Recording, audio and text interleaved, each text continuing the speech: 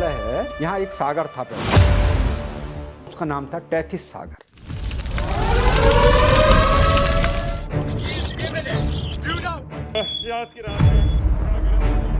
Fires, experts say, are a warning on a much bigger scale. This is now a clear global problem. Do we have political institutions? Green house gases वो जब सबसे ज़्यादा वायुमंडल के ऊपरी क्षेत्र में बन जाएंगे, ऑटोमेटिकली पृथ्वी के वायुमंडल का तापक्रम बढ़ेगा। आदिवासी जो समुदाय है कि वो एक संतुलन बनाए रखते हैं, वो अपना पेड़ भी काटते हैं, लेकिन पेड़ों के साथ साथ पेड़ों का संरक्षण भी करते हैं। तो हिमालय में कहीं आने वाले समय में बर्फ दिखाई नहीं देगी। तो अंटार्कटिका से आप देख लीजिए, बड़े बड़े जो हिमखंड हैं वो टूटने शुरू हो चुके हैं। अल नीनो का जो प्रभाव समुद्र में है, उसके द्वारा जो चक्रवात पैदा हो रहे हैं, वो लगातार आंधी, तूफान और बाढ़ की समस्याएं पैदा हो रही हैं। 1 मिनट में इतना क्षेत्रफल जंगलों का कम हो रहा है विश्व में। प्लास्टिक का अब भविष्य क्या है? कि कई लोगों के जब ऑपरेशन किए गए दिमाग में प्लास्टिक की परत जमी हुई थी। एक आदमी के अंदर बताया कि 1 साल में 80 से 90 हज़ार कण उठ जाते हैं। ये माइक्रो प्लास्टिक जो है ये पूरे वायुमंडल में, हवा में है। भटिंडा के आसपास के गांव में एक आदमी जो है वो कैंसर का शिकार हो गया। इतनी लोगों की संख्या बढ़ गई थी कि ट्रेन की आवश्यकता पड़ी थी। बकायदा ट्रेन ने, और उस ट्रेन का नाम था कैंसर ट्रेन। आज भी वो ट्रेन चलती है कैंसर ट्रेन के नाम से। अगला विश्व युद्ध पानी के लिए हो। केप टाउन का नाम सुना होगा। आज केप टाउन खाली। बंगलौर में देखिए, जमीन का पानी जो भूगर्भ पानी है वो कई फीट नीचे पहुंच चुका है। बादल फटना तो वहां पर वो पूरा तबाह मचा देती है। पूरा उत्तराखंड जो है बड़ा संवेदनशील क्षेत्र है। देहरादून भी भूकंपीय क्षेत्र में है और वैज्ञानिकों ने का कहना है कि ये अभी कभी अगर यहाँ भूकंप आ गया तो सबसे ज़्यादा खतरनाक होगा, क्योंकि ये बहुत समय से यहाँ की ऊर्जा अभी जमीन के अंदर दबी हुई है। फिलहाल गंगा संकट में है। आपको ताजुब होगा कि गोमुख जो ग्लेशियर है मील पीछे चले गया है। आने वाले समय में ऐसा भी हो सकता है कि गंगा जो कुछ प्रकृति से ले रहे हैं, हमें उसी अनुपात में प्रकृति को लौटाना भी होगा। श्री कल्याण सिंह रावत, समाज सेवा पर्यावरण।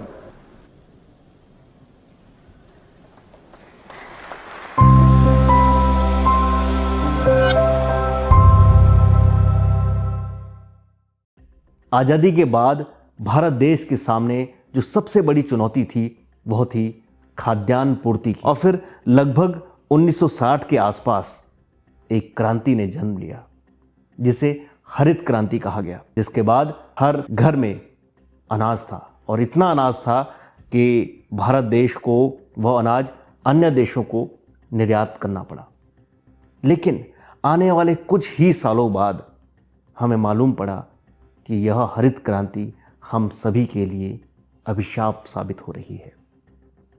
ऐसे बहुत से फैक्ट्स को आज हमने इस पॉडकास्ट के जरिए जाना, क्योंकि आज जो हमारे पॉडकास्ट के मेहमान रहे वे पद्मश्री कल्याण सिंह रावत जी रहे। वे एक लंबे अरसे से पर्यावरण और प्रकृति के बीच रहकर कार्य कर रहे हैं। यदि उनकी बात माने तो उनका कहना है कि आने वाले कुछ समय बाद शायद हमें हिमालय भी देखने को ना मिले, शायद हमें माँ गंगा के दर्शन भी दुर्लभ हो जाए। ऐसे बहुत से तथ्य उन्होंने हमारे सामने रखे। यह हरित क्रांति का ही कुप्रभाव रहा कि पंजाब के भटिंडा से सरकार को एक कैंसर ट्रेन चलानी पड़ी। क्या हैं ये सारे तथ्य और वे कौन से कारक हैं जो आने वाले भविष्य को खतरे में डालते हैं? ये सब जानने के लिए आपको देखना होगा यह पूरा पॉडकास्ट और चैनल को सब्सक्राइब करना मत भूलिएगा।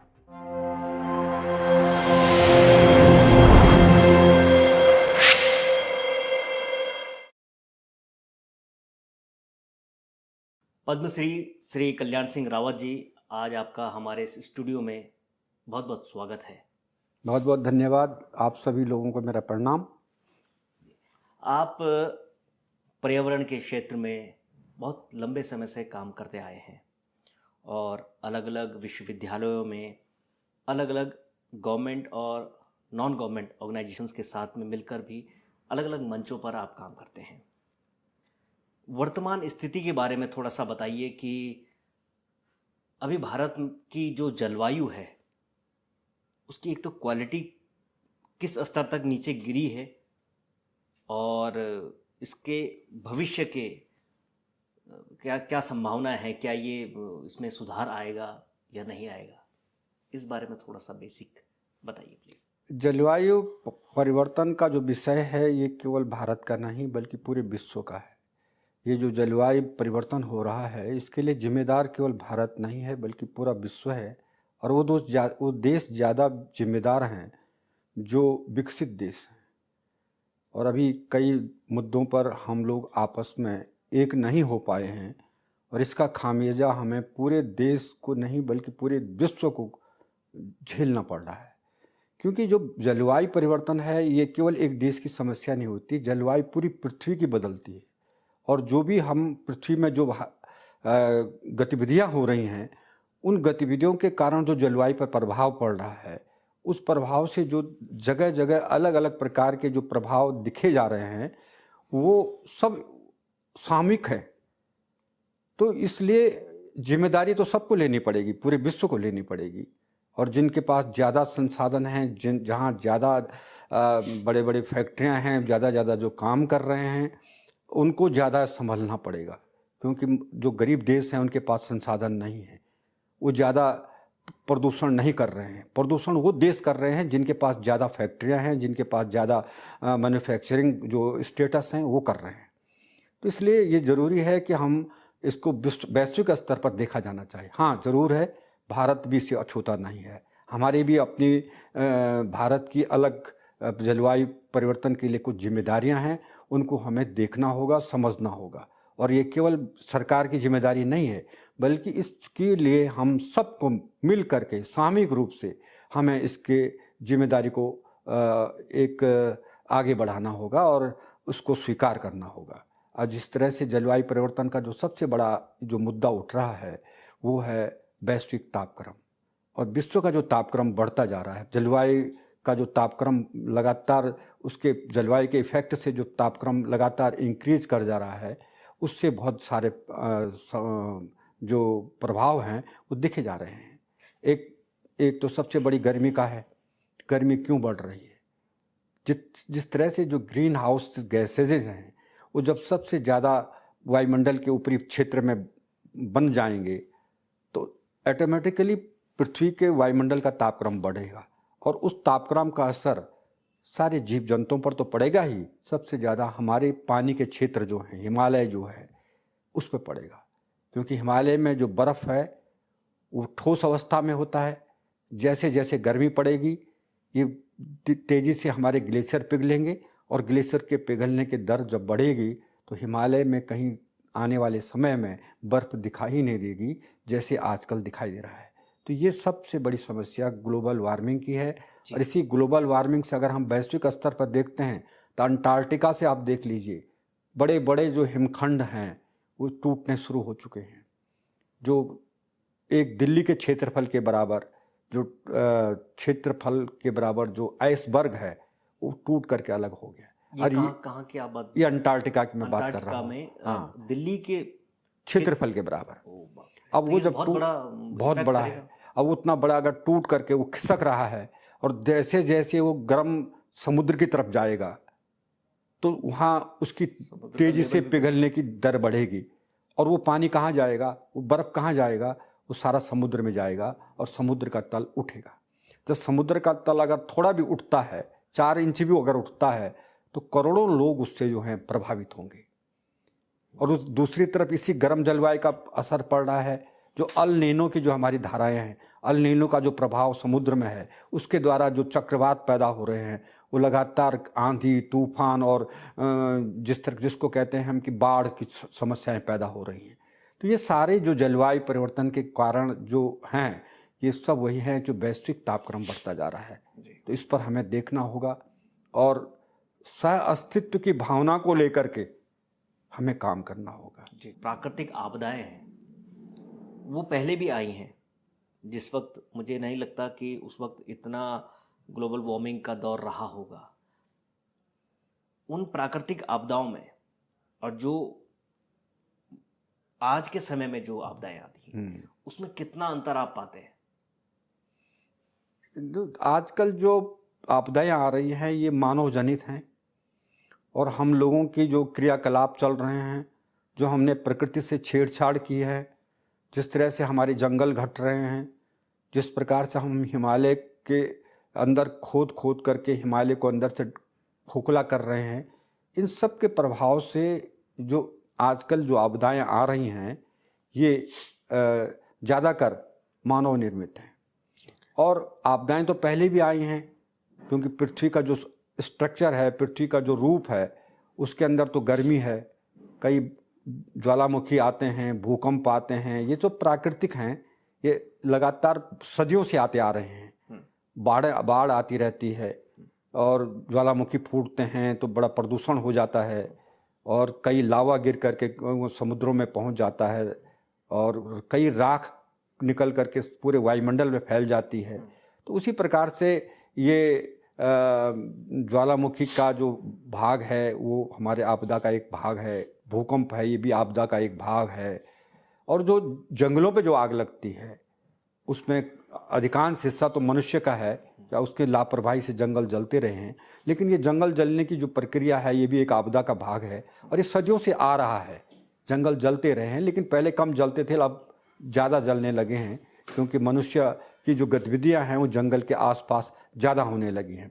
तो इस तरह से ये आपदाओं की जो आप बात कर रहे हैं कि पहले कितने थे और आज क्या हैं, तो उसके अनुपात में आजकल आपदाएं बढ़ी हैं और इसका सीधा कारण है कि मनुष्य का जो प्रकृति के प्रति जो एक अपना व्यवहार हुआ है, उसका जो मनुष्य ने ज़्यादा छेड़छाड़ की है, इसका परिणाम हम भुगत रहे हैं। हम देखते हैं कि अन्य देशों में और कुछ अपने देशों के इलाकों में भी आदिवासी जो समुदाय है वो पूरी तरह से प्रकृति पर निर्भर होता है और उसका खान पान, रहन सहन डायरेक्ट प्रकृति से जुड़ा हुआ है। लेकिन बावजूद इसके कहीं हम ये नहीं सोचते, मतलब हमें ये नज़र नहीं आता कि किसी तरीके का दोहन वो लोग कर रहे हैं। कौन सी टेक्निक वे लोग इस्तेमाल कर रहे हैं जो डायरेक्ट प्रकृति का इस्तेमाल करने के बावजूद भी वो लोग उससे छेड़छाड़ नहीं करते पाए जाते हैं। वो कौन सी तरीके से उनका जीवन यापन किस तरह से रहता है, जिससे मतलब जो डेवलपिंग कंट्रीज़ है और डेवलप्ड कंट्रीज़ हैं उनको समझने की आवश्यकता है। किस तरीके की टेक्निक का वो इस्तेमाल करते हैं जीवन जीने के लिए, उस बारे में थोड़ा बताइए। ये जो हमारी जो जंगली जातियां हैं जो जंगलों में रहते हैं, जैसे विशेषकर हमारी अमेजन और वहाँ के बड़े बड़े जंगल हैं, और पूरा अमेजन जो है वो पूरा विश्व का फेफड़ा कहा जाता है। इतना सबसे ज़्यादा ऑक्सीजन अमेजन देता है। और अभी देखा होगा आपने अमेजन पर सबसे ज़्यादा आग लगी थी और कई महीनों तक वो आग बुझी नहीं थी और ये बहुत बड़ी विपदा थी आग। लेकिन जो जंगलों में रहने वाले लोग हैं वो अपनी जंगल की प्रकृति को समझते हैं और उनके अंदर एक भाव है कि अगर हम इन जंगलों से हमने छेड़छाड़ किया तो फिर हम इन जंगलों के अंदर हमारा जीवन दूभर हो जाएगा। ये समझ उनके अंदर है, इसलिए हम उनको जंगली नहीं कह सकते हैं। उनके अंदर विचार हैं, उनके अंदर अपनी प्रकृति को समझने की क्षमता है और वो इसीलिए प्रकृति के साथ उसी ढंग से काम करते हैं कि वो एक संतुलन बनाए रखते हैं। संतुलन बनाए रहते हैं। वो अपना पेड़ भी काटते हैं लेकिन पेड़ों के साथ साथ पेड़ों का संरक्षण भी करते हैं। उनका अपना जो भोजन है वो जंगली जानवर हैं, लेकिन वहीं कुछ जंगली जानवरों को वो जानते हैं कि अगर हमने इनको ज़्यादा मार दिया तो फिर हमारे लिए भोजन की कमी पड़ जाएगी। तो उस तरह से उनके अंदर दया भाव भी है। तो इस प्रकार से एक सामंजस्य बिठा करके उन्होंने उन जंगलों को संतुलित बनाया हुआ है और ये चीज़ हमको उनसे सीखनी चाहिए। वो पशु पक्षियों के व्यवहार को जानते हैं कि ये पशु पक्षियाँ किस तरह से जानवर पेड़ों में रहते हैं, उनके बीज निकाल करके दूसरी जगह ले जाते हैं, किस तरह से ये जो पानी का जो चक्र है वो हमारे जंगल के अंदर चल रहा है। हमें जहाँ पानी है वहाँ छेड़छाड़ नहीं करनी है। इस तरह से वो लोग जानते हैं क्योंकि उनको प्रकृति का ज़्यादा ज्ञान है, क्योंकि प्रकृति के बीच में रहते हैं। हम लोग प्रकृति से किनारे हो चुके हैं और हमें अब प्रकृति से लेना देना नहीं है। हम केवल उस प्रकृति को दोहन का चीज़ समझने लगे हैं। हम केवल प्रकृति से लेना जानते हैं, देना नहीं जानते हैं। जिस दिन हम देना भी जान लेंगे उस दिन हमारी प्रकृति बच जाएगी। और ये हमें समझना होगा कि प्रकृति केवल लेने के लिए नहीं है बल्कि देने के लिए है। एक संतुलन हमारे बीच में होना चाहिए। हम जो कुछ प्रकृति से ले रहे हैं हमें उसी अनुपात में प्रकृति को लौटाना भी होगा। और ये सहअस्तित्व की जो भावना है ये केवल पृथ्वी पर नहीं पूरे ब्रह्मांड में है।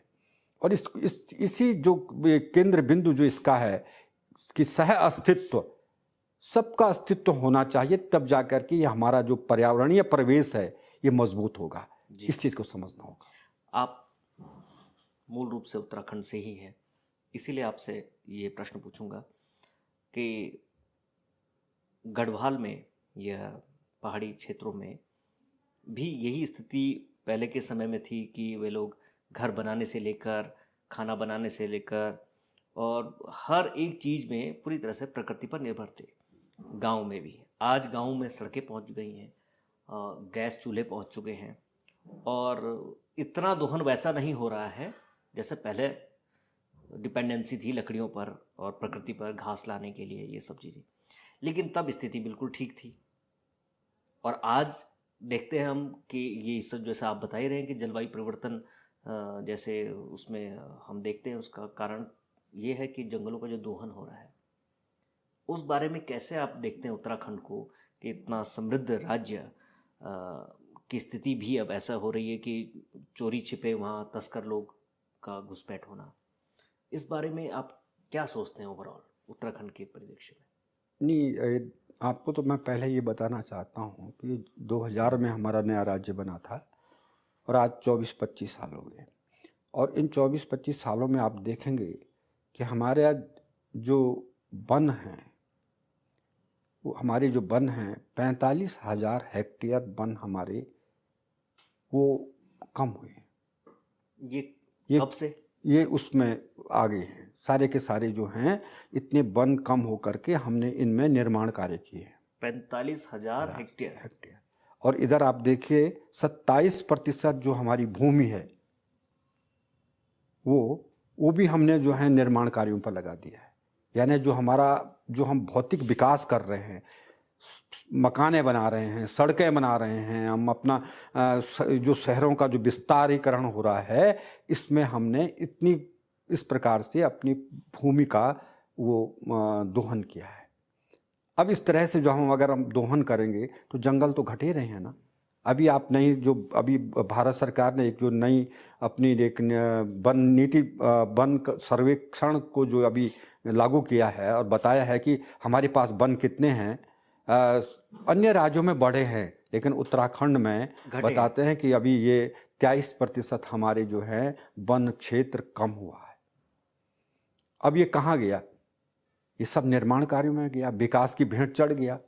हमारे खेत जो हैं, ज़्यादातर हमारे खेत जो हैं जो 27% बता रहे हैं कि पहले की अपेक्षा 27% हमारे पास जो है ये ज़मीन कम हो गई है, कृषि क्षेत्र कम हो गया है। ये कहाँ गया? ये सब मकानों में खड़ा हो गया। सारे उन खेतों में मकान खड़े हो गए, कंक्रीट के जंगल खड़े होंगे। सारे लोग पहाड़ों के और आकर के उन्होंने मकान अपने ज़मीनों को खरीद करके और वहाँ मकान खड़े कर दिए हैं। सड़कें लगातार बन रही हैं। आप देखें कई हजार किलोमीटर सड़कें बन चुकी हैं। हर गांव सड़क से जुड़ चुकी है। कोई भी जब पहाड़ों में तो जहाँ भी सड़क बनेगी तो जंगल तो कटेंगे ही कटेंगे। तो वो सारे पेड़ कटते चले गए। उनके एवज में कहीं पेड़ लगे होंगे तो शायद उनका उतना देखभाल हुई है या नहीं हुई है ये हम नहीं कह सकते हैं। लेकिन उतने जिस तरह से आंकड़े आ रहे हैं उससे लगता है कि वृक्षारोपण पर उतनी गंभीरता से हमने लिया नहीं है। तो ये सब चीज़ कारण हैं जिन कारणों से लगातार पहले की अपेक्षा आज जो है जंगल कम हुए हैं। हालांकि आज आप कह रहे हैं कि गैस भी आ गई है, सब कुछ हो गई है, और उसके बावजूद 1980 का जो एक्ट भारत सरकार ने लगाया था कि 1000 मीटर से ऊपर कोई भी पेड़ का कटान नहीं होगा। 1000 मीटर से ऊपर उत्तराखंड में, हिमाचल प्रदेश में और पश्चिम बंगाल में। क्या हमने ये फॉलो किया है? मतलब ये फॉलो किया जा रहा है। ये केवल 10 साल के लिए हुआ था।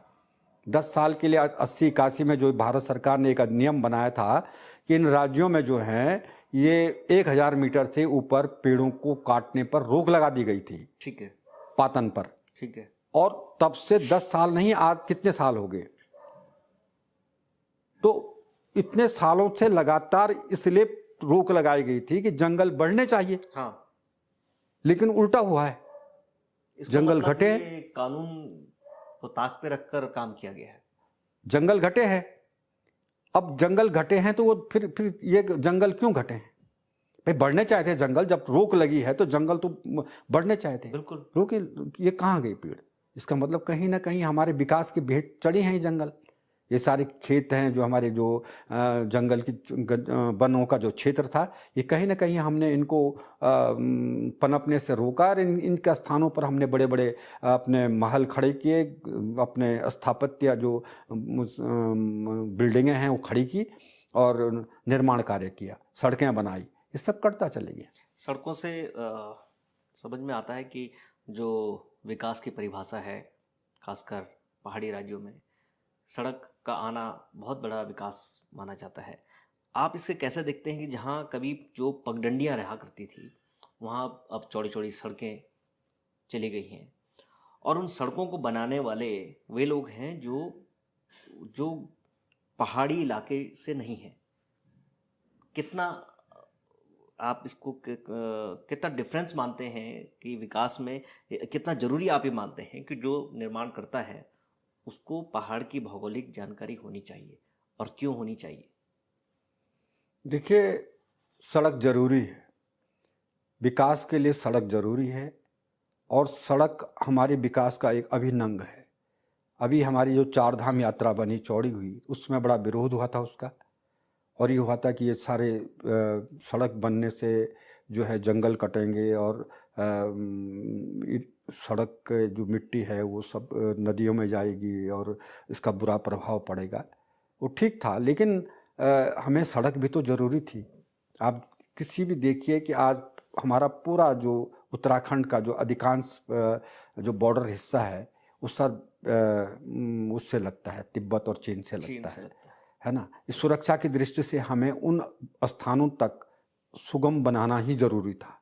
आज चीन हिमालय के कंदराओं तक रेल मार्ग ले आया है, और अभी हमारी रेल उतने सालों से कर्णप्रयाग तक नहीं पहुंच पाई थी, है ना। तो ये ज़रूरी है कि हम अपनी सेना को सुरक्षा देने के लिए, अपनी सुरक्षा की जो बंदोबस्त हैं उनको मजबूत बनाने के लिए हमें सड़कें चाहिए, ताकि हमारे पास सड़कें होंगी तो आवागमन बनेगा, हम जल्दी से अपने सीमाओं पर जा सकते हैं, या हमारे गाँव में जो लोग बीमार हैं वो जल्दी से अपने इलाज के लिए अच्छे उपयुक्त स्थानों पर आ सकते हैं। तो सड़क इसलिए ज़रूरी है, विकास के लिए ज़रूरी है। पहले हमारे ज़माने में लोग जो हैं पैदल चलते थे सामान लेकर के और अपने घर तक पहुंचते थे। वो तब की बात थी जब सड़कें नहीं हुआ करती थी। ठीक है। और आज सड़कें हैं तो आप देखिए 2 घंटे में लोग कहाँ से कहाँ पहुंच जा रहे हैं।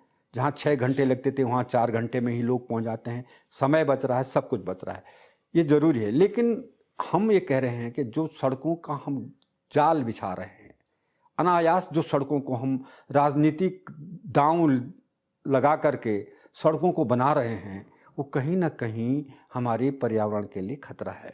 जितना हम हिमालय को खोदते जाएंगे, यहाँ इरोजन बढ़ता जाएगा। जितनी ज़्यादा सड़कों को हम निर्माण करेंगे, हमारे पहाड़ ढीले होते जाएंगे। खुदाई की जो मिट्टी है वो कहीं ना कहीं निकल करके, बरसात में निकल करके, सारी नदियों की भेंट होकर के वो यहाँ से कई लाखों टन जो है हिमालय की जो मिट्टी है वो बह करके जा रही है। वो हमारा एक धन है, वो बह करके जा रहा है। तो इसलिए मैं चाहता हूँ कि सड़क बने, लेकिन आवश्यक सड़कों का ही निर्माण किया जाए। आप एक गांव में कई सड़कें ला करके जोड़ रहे हैं और उसमें आपका राजनीतिक स्वार्थ है कि हमें वोट मिलेगी, इधर से भी सड़क और दूसरी तरफ से भी सड़क। आप इतनी सड़कों को मिला करके आप एक गांव को क्या दे रहे हैं, और पता है उस गांव से सारे लोग पलायन कर चुके, सारे पलायन कर। अब उन सड़कों का क्या औचित्य रह जाता है? इसलिए इन सड़कों को देखा जाना चाहिए। विकास के लिए सड़क जरूरी है, लेकिन अब विकास के साथ साथ हमें सड़कों पर ज़्यादा ध्यान न दे करके सड़कों की गुणवत्ता पर ध्यान देना चाहिए। क्योंकि अगर सड़कें बन रही हैं, लेकिन अधिकांश सड़कें जो हैं वो सारी जो है इस तरह से बनी हैं जहां हर समय दुर्घटनाओं का अंदेशा है। तो सड़कें पक्की बनेंगी तो उसमें मजबूती रहेगी, लोगों के सुरक्षा का भी एक बंदोबस्त रहेगा, तो वो सड़कें हमारे लिए ज़्यादा महत्वपूर्ण रहेंगी। पर्यावरण की हम बात कर रहे हैं और उसके सबसे भयावह जो दुश्मन है पर्यावरण का, प्लास्टिक, आज पूरे विश्व के लिए एक चैलेंज बनकर हमारे सामने खड़ा हो गया है। इसको आप कैसे देखते हैं? प्लास्टिक का अब भविष्य क्या है? क्या इस प्लास्टिक के साथ ही मानव जाति को जीवन जीना पड़ेगा? क्या सॉल्यूशन देखते हैं और किस तरीके से ये लोगों के लिए हानिकारक बन रहा है? सच तो ये है कि प्लास्टिक के बारे में सब जानते हैं कि प्लास्टिक हमारे जीवन के लिए अच्छा नहीं है, और आश्चर्य ये है कि हर आदमी प्लास्टिक से जुड़ा हुआ है, वो उसको अपने से दूर नहीं होने देना चाहता है। एक छोटा सा उदाहरण है, आप शाम को सब्जी लेने जाते हैं और सब्जी वाला आपको प्लास्टिक पर सब्जी पकड़ा देता है, आप चुपचाप उसको लेकर के घर आ जाते हैं। बिल्कुल। और आप जानते हैं कि प्लास्टिक खतरनाक है। ये दुर्भाग्य है कि आज पूरे विश्व में प्लास्टिक का सबसे बड़ा खतरा हमारे चारों ओर मंडरा रहा है। वैज्ञानिक इस पर सहमत हैं कि बिना प्लास्टिक जो है ये आने वाले समय में हमारे जीवन को लील लेगा, और कई वैज्ञानिकों ने ये दावा किया है, सरकारों को चेताया है कि आपको अपने यहाँ प्लास्टिक पर इमरजेंसी लगानी होगी, आपातकाल लगाना होगा। ये स्थिति आ गई है। प्लास्टिक पर इमरजेंसी, इस बारे में थोड़ा बताइए। लगानी होगी। ये किस तरीके की इमरजेंसी होगी? इमरजेंसी है कि आपको प्लास्टिक को बैन करना होगा, आप तभी बच सकते हैं। आज जीवन इतना खतरनाक हो गया कि जिस तरह से अभी माइक्रो प्लास्टिक और नैनो प्लास्टिक जी, और उसके कई उदाहरण सामने आए हैं कि कई लोगों के जब ऑपरेशन किए गए तो उनकी धमनियों में उनमें सारा प्लास्टिक जमा हुआ था, और यहाँ तक कि दिमाग में प्लास्टिक की परत जमी हुई थी। दिमाग में प्लास्टिक की परत जमी हुई थी। अब ये सबसे बड़ी चीज़ ये है कि प्लास्टिक शरीर के अंदर जा कहाँ से रहा है, तो उसका भी थॉमसन हुए हैं जिन्होंने सबसे पहले इसका निकाला था कि ये माइक्रो प्लास्टिक जो है ये पूरे वायुमंडल में, हवा में है। क्योंकि प्लास्टिक कभी सड़ता नहीं है, लेकिन प्लास्टिक टूट करके बहुत छोटे छोटे कणों में विभक्त हो जाता है, और वो कण इतने छोटे होते हैं कि वो हवा में उड़ रहे हैं, और हवा में उड़ते हुए हम सांस ले रहे हैं, और वो प्लास्टिक हमारे फेफड़ों में पहुंच रहा है, फेफड़ों से हमारे ब्लड में जा रहा है, ब्लड से हमारी धमनियों में दौड़ रहा है, और जहाँ बहुत बाल्ब हैं या कुछ हैं वहाँ वो धीरे धीरे जमा होकर के वो वहाँ ब्लॉक कर दे रहा है। आज जितने भी ज़्यादा ये हार्ट अटैक की जो वो वारदात हो रही हैं, दिल की बीमारियां बढ़ रही हैं, फेफड़ों की बीमारियां बढ़ रही हैं, इसका कारण ये है।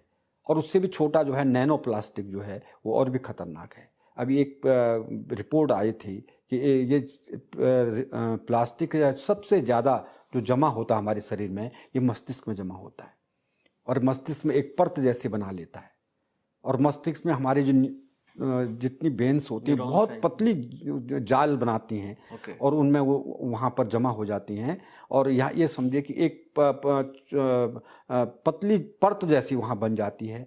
उसका असर क्या होता है कि मनुष्य की सोचने की क्षमता, उसकी स्मृति शक्ति खत्म हो जाती है, उसको बार बार जो है नींद आने लगती है, और कई इस प्रकार की विकृतियाँ जो हैं ये वैज्ञानिकों ने इस पर बताया है।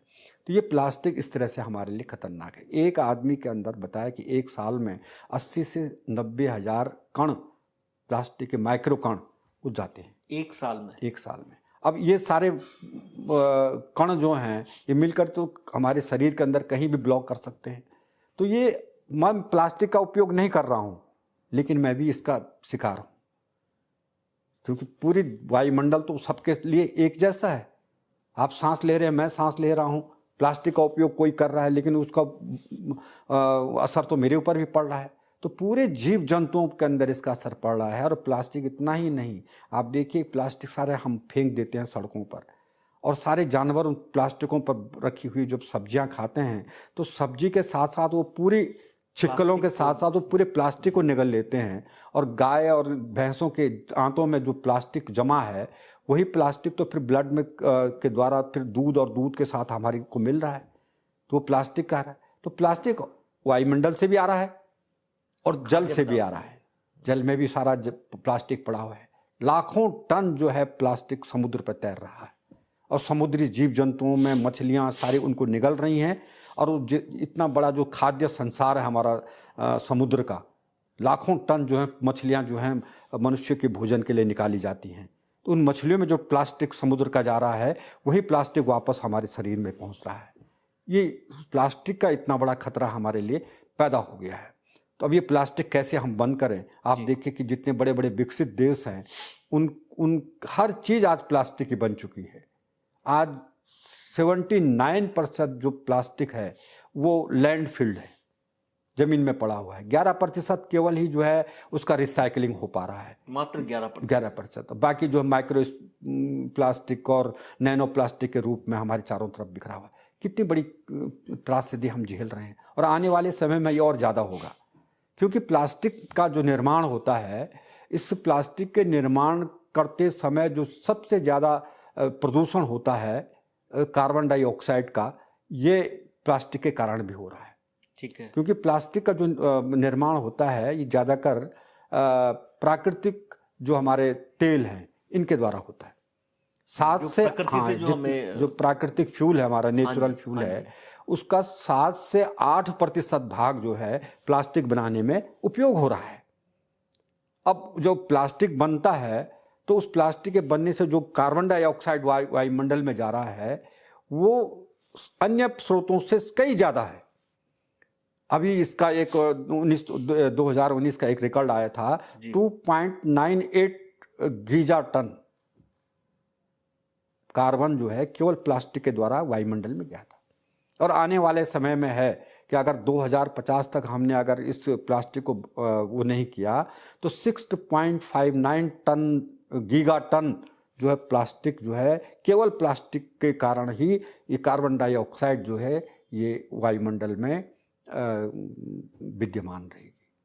अब इतना जो कार्बन जो वायुमंडल में जा रहा है इसको हम कैसे स्टॉक करें, कहाँ स्टॉक करें? स्टॉक करने वाले केवल कौन हैं? पेड़ पौधे हैं, हरे पेड़ पौधे हैं।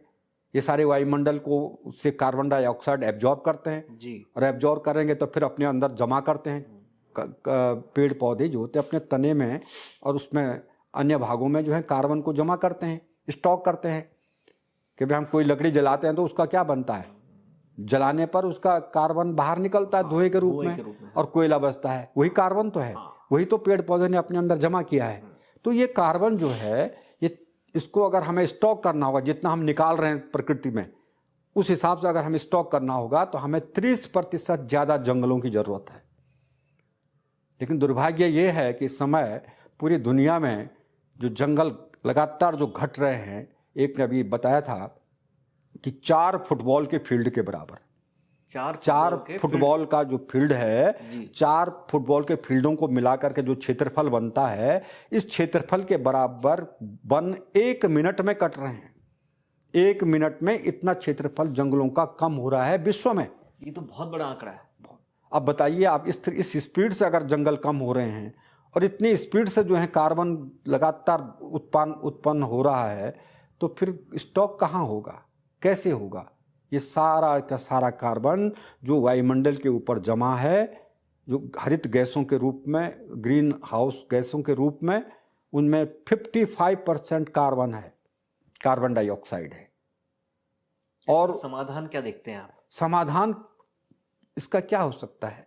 इसके समाधान के लिए सबको सरेंडर करना पड़ेगा प्लास्टिक का, प्लास्टिक से मोह भंग करना पड़ेगा। हम अपने जीवन स्टाइल को इस प्रकार से बदलना होगा कि हम कम से कम प्लास्टिक की चीज़ों का उपयोग करें। हमें हमारी सरकारों को ये करना होगा कि हर चीज़ को प्लास्टिक से बैन लगाएं। उसके अल्टरनेटिव्स ढूंढे जा सकते हैं। उसके अल्टरनेट कुछ चीज़ खरीद। आप प्लास्टिक कितनी बार बैन लगातार सरकारें करती हैं, लेकिन फिर मनुष्य जो है प्लास्टिक का उपयोग करने जाते हैं, सरकार भी भूल जाती है कि हमने इस पर कोई कानून बनाया था, हमने इस पर कोई बैन लगाया था। क्योंकि ये आज जीवन का एक अभिन्न अंग बन चुका है। तो इसलिए इस पर जो वैज्ञानिक चेतावनी दे रहे हैं कि हर देश को अपने यहाँ प्लास्टिक पर आपातकाल घोषित करना होगा, अगर आपको भविष्य में इस पृथ्वी को बचाना है और जीवन को बचाना है। विश्व में कहीं पर हुआ है अभी इमरजेंसी ऐसा, इसको लेकर अभी कोई स्टेप उठाए गए हैं कहीं पे भी? नहीं, तो ये तो कई शोध चल रहे हैं जिस पे अभी सब ये आंकड़े बाहर आ रहे हैं। और इससे भी ज़्यादा खतरनाक समस्या प्लास्टिक की अभी है कि जिस प्लास्टिक का हम दुरुपयोग कर रहे हैं। आप देखें ना, हम प्लास्टिक का लोग जमा करके उसको जला लेते हैं। हाँ। जलाने के बाद जो गैस निकलती है वो कितनी खतरनाक गैसें होती हैं उसमें। आज हम पानी की बोतलें, 1 करोड़ पानी की बोतलें जो हैं वो बिकती हैं। तो आप बताइए कि उस 1 करोड़ बोतलों का जो प्लास्टिक है वो कितने लोगों तक जा रहा है। ये प्लास्टिक मुझे लगता है कि हिमालय क्षेत्र में भी अब धीरे धीरे पहुंचने लगा है। हिमालय में ज़्यादा पहुंच गया है, क्योंकि जब आप हिमालय की यात्राएं करेंगे तो आप हल्की चीज़ ले जाएंगे। आप हिमालय के वातावरण के अनुसार वहाँ प्लास्टिक अपने को ढकने के लिए चीज़ों को, अपना कैमरा है उसको पानी न लगे, तो एकमात्र प्लास्टिक ही तो सहारा है। तो हिमालय में तो प्लास्टिक जा ही रहा है। आज एवरेस्ट पे देखिए कि आज ऐसा लगता है कि कोई यात्रा जा रही है पूरी। इतने लोग पहाड़ों की तरफ जा रहे हैं, एक शौक बन गया है कि हमें पहाड़ों पर जाना है, साहसिक यात्राएं करनी है। तो कितना प्लास्टिक का कचरा जो है आज एवरेस्ट पर जमा हो रखा है। जब बेस कैंप है वहाँ सारे पड़े हुए हैं। हमारे उत्तराखंड के हिमालय पर जितने पर्यटक जा रहे हैं सारे प्लास्टिक लेकर के वहीं छोड़ जा रहे हैं। तो हमारी नीति कहाँ है? हम क्यों नहीं प्लास्टिक पर बैन लगा रहे हैं कि जिस तरह से हमने 1000 मीटर पर लगाया कि 1000 मीटर से ऊपर जो है पेड़ों पर कटान न हो, ऐसे भी आप एक कानून बना दें कि 1000 मीटर से ऊपर उत्तराखंड में जो है कोई प्लास्टिक नहीं जाएगा। उसके लिए आप अल्टरनेट ढूंढिए, कुछ ऐसी चीज़ें बनाइए कि आप यहाँ से आगे प्लास्टिक नहीं, आपके लिए पानी भी हर जगह पर स्वच्छ मिलेगा। आप हिमालय में जा रहे हैं और हिमालय के जो स्प्रिंग्स हैं उनका पानी आपको जड़ी बूटियों वाला पानी मिलेगा। आप विश्वास पैदा कीजिए ना। यदि आप हमारे उत्तराखंड में आ रहे हैं और हमारे उत्तराखंड के प्रति आपकी आस्था है, आप आस्था लेकर के यहाँ 4 धाम यात्रा में आ रहे हैं, हिमालय में श्रद्धा से आ रहे हैं, तो यहाँ की चीज़ों पर यकीन कीजिए कि यहाँ का पानी इतना शुद्ध है, यहाँ की हवा इतनी शुद्ध है, और यहाँ के पानी और यहाँ के भोजन, यहाँ के हवा का सम्मान कीजिए ना। आप दिल्ली से लेकर के पानी के पूरा डिब्बा उठा करके ला रहे हैं और उन बोतलों को हिमालय में छोड़ रहे हैं, तो इस पर भी तो हमें सोचना होगा ना। इस पर एक नीति बननी चाहिए, आवश्यकता है। हम प्रदूषण की बात कर रहे हैं और इसी बीच में हमने जिक्र किया खाद्यान्न का। आज के समय में वे लोग भी बीमार पड़ रहे हैं जो सीधे तौर पर वेजिटेरियन हैं और घर का बना खाना खाते हैं, सब्जियों पर डिपेंड हैं, सब्जियां खाते हैं, हरी सब्जियां खा रही हैं। लेकिन रिसर्च से कुछ पता लगता है कि ये सब्जियां भी अब कुछ मिलावटी हैं और कुछ जो मिलावटी नहीं है उनके बीज में ही कुछ ना कुछ ऐसे दिक्कतें रही हैं। कैसे देखते हैं आप जो फार्मिंग हो रही है बल्क में, उसमें किस चीज़ का प्रभाव आप देखते हैं कि जो वो खाने युक्त नहीं रह गया है? ये एक मैं आपको इसका एक को बताता हूँ कि जब हमारा देश स्वतंत्र हुआ था 1947 में, तब हमारे देश की जनसंख्या 36 करोड़ के लगभग थी। ठीक है। और तब जब हमारे यहाँ अनाज जो पैदा होता था, एक आंकड़े के अनुसार 17 से 18 करोड़ टन होता था, जो केवल 180 दिन के लिए पर्याप्त होता था। बाकी 365 दिन में से 180 दिन के लिए ही हम अपने पूरे भारत के लोगों के लिए अनाज दे सकते थे। ठीक है। बाकी दिनों के लिए जो भोजन था उसके लिए हमारे देश को बाहर से अनाज मंगाना पड़ता था, तब जाकर के हम अपने बाकी लोगों का पेट भरते थे। ये स्थिति थी। आज की स्थिति में जो हम 7-8 करोड़ टन तब अनाज पैदा करते थे, आज मेरे ही देश में 33 करोड़ टन अनाज पैदा होता है। ये तो अच्छी बात है। लेकिन जनसंख्या तब 36 करोड़ थी, आज 140 और 45 करोड़ हमारे देश की जनसंख्या है, जो कि पूरी विश्व में नंबर 1 पर हम पहुंच चुके हैं।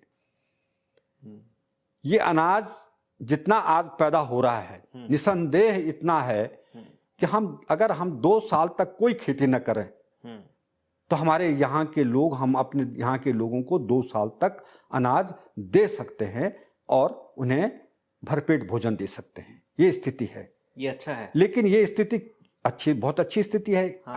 हमारा यहाँ कोई भूखा नहीं रहेगा। हाँ। कोई भूख के लिए नहीं चिल्लाएगा। बिल्कुल। लेकिन इसके जो इफेक्ट हैं, ये क्यों हो रहा है? ये सब हो रहा है हरित क्रांति का फल। जब हरित क्रांति आई थी और उसमें यह हुआ था कि अब हम अपने खेतों में 1 बोरे के बजाय हम 4 बोरे अनाज पैदा कर सकते हैं, बशर्ते हम अपने खेतों में रासायनिक खादों का प्रयोग करें। और रासायनिक खाद आई, यूरिया, डीपीडी और कई प्रकार के। मतलब आप ये कह रहे हैं कि जो हरित क्रांति हुई, हरित क्रांति के बाद यूरिया और ये जो रासायनिक खाद है, इनका इस्तेमाल बहुत ज़्यादा किया गया, जिस वजह से उत्पादन तो हुआ लेकिन वो खाने लायक नहीं है। हाँ, यही वक्त है, यही बात है। आपको एक उदाहरण बताता हूँ। भटिंडा पंजाब में है जी बिल्कुल। और भटिंडा में जब ये हरित क्रांति आई थी और ये हुआ था कि हम रासायनिक खादों के द्वारा बहुत बड़ी उत्पादन हम पैदा कर सकते हैं, अपने खेतों से अनाज ले सकते हैं, तो वहाँ के लोगों ने खूब गेहूं बोना शुरू कर दिया। और हुआ क्या कि उन्होंने जब वो रासायनिक खादों का प्रयोग किया तो एक एक खेत में जहाँ 1 बोरा था वहाँ 4-4 बोरे अनाज पैदा होने लग गए। और ये हुआ कि हम पूरे भारत को केवल पंजाब ही जो है पूरा अनाज दे सकता है। लेकिन कुछ समय के बाद जब एक रिपोर्ट आई कि भटिंडा के आसपास के गांव में एक आदमी जो है वो कैंसर का शिकार हो गया, और धीरे धीरे इतनी संख्या बढ़ गई कि उनका इलाज करना मुश्किल हो गया। तब सरकार को भटिंडा से और बीकानेर तक एक ट्रेन चलानी पड़ी, क्योंकि बीकानेर में तब कैंसर के इलाज का अस्पताल था, और वहाँ अस्पताल तक पहुँचाने के लिए इतनी लोगों की संख्या बढ़ गई थी कि ट्रेन की आवश्यकता पड़ी थी। बकायदा ट्रेन ही गवर्नमेंट ने, और उस ट्रेन का नाम था कैंसर ट्रेन। आज भी वो ट्रेन चलती है कैंसर ट्रेन के नाम से। ये उदाहरण है उस गेहूं का जिस गेहूं में हमने अनाधुंध जो है वो रासायनिक खाद का प्रयोग किया, और वही आज चल रहा है। सरकार कभी नहीं कहेगी कि इन खादों का प्रयोग न करें, क्योंकि सरकार चाहती है कि इतने लोगों का अनाज का पेट कैसे भरे हम, और वही प्रभाव चल रहा है। आज हम कह रहे हैं इतना अनाज पैदा हो रहा है, सब खा रहे हैं। जो स्वास्थ्य पर हम कह रहे हैं, आप एक पेड़ की बात कीजिए, रासायनिक खाद डाल रहे हैं, वो बीजों में जा रहा है, बीज हम पीस करके खा रहे हैं। फसल अच्छी हो, उस पर कीड़े न लगे, रासायनिक छिड़काव डाला जा रहा है, खतरनाक दवाइयों का प्रयोग छिड़काव हो रहा है। उसके बाद खरपतवार न हो, उसके लिए खरपतवार नाशक दवाइयाँ डाल रही हैं। एक खेत में आप कितने विषैले पदार्थों का प्रयोग कर रहे हैं, वो कहाँ जाएगा? वो सब जमीन में जाएगा, और जमीन के बाद मिट्टी में जाएगा, मिट्टी से जड़ से होता हुआ उसी पौधे के अंदर हो जाएगा, और पौधे से जो हम अनाज लेंगे, फल लेंगे, वो हमारे अंदर जाएगा। आजकल देखिए सेब को पकाने के लिए सारे रासायनिक पदार्थों का स्प्रे होता है ताकि उसका रंग जो है बहुत अच्छा बन जाए। सारे सब्जियां जो हैं वो बेमौसम के हम पैदा कर रहे हैं, उनमें सारे रासायनिक पदार्थों का प्रयोग है। आज सारे विषैले रासायनिक पदार्थों से हम जो कुछ भी खा रहे हैं, हम अनाज कम, हम रासायनिक चीज़ों को ज़्यादा अपने पेट में डाल रहे हैं, और यही कारण है कि आज हम अनेक प्रकार की बीमारियों से ग्रसित हैं, और हमारी जो इम्यूनिटी पावर है वो धीरे धीरे घटती चली जा रही है।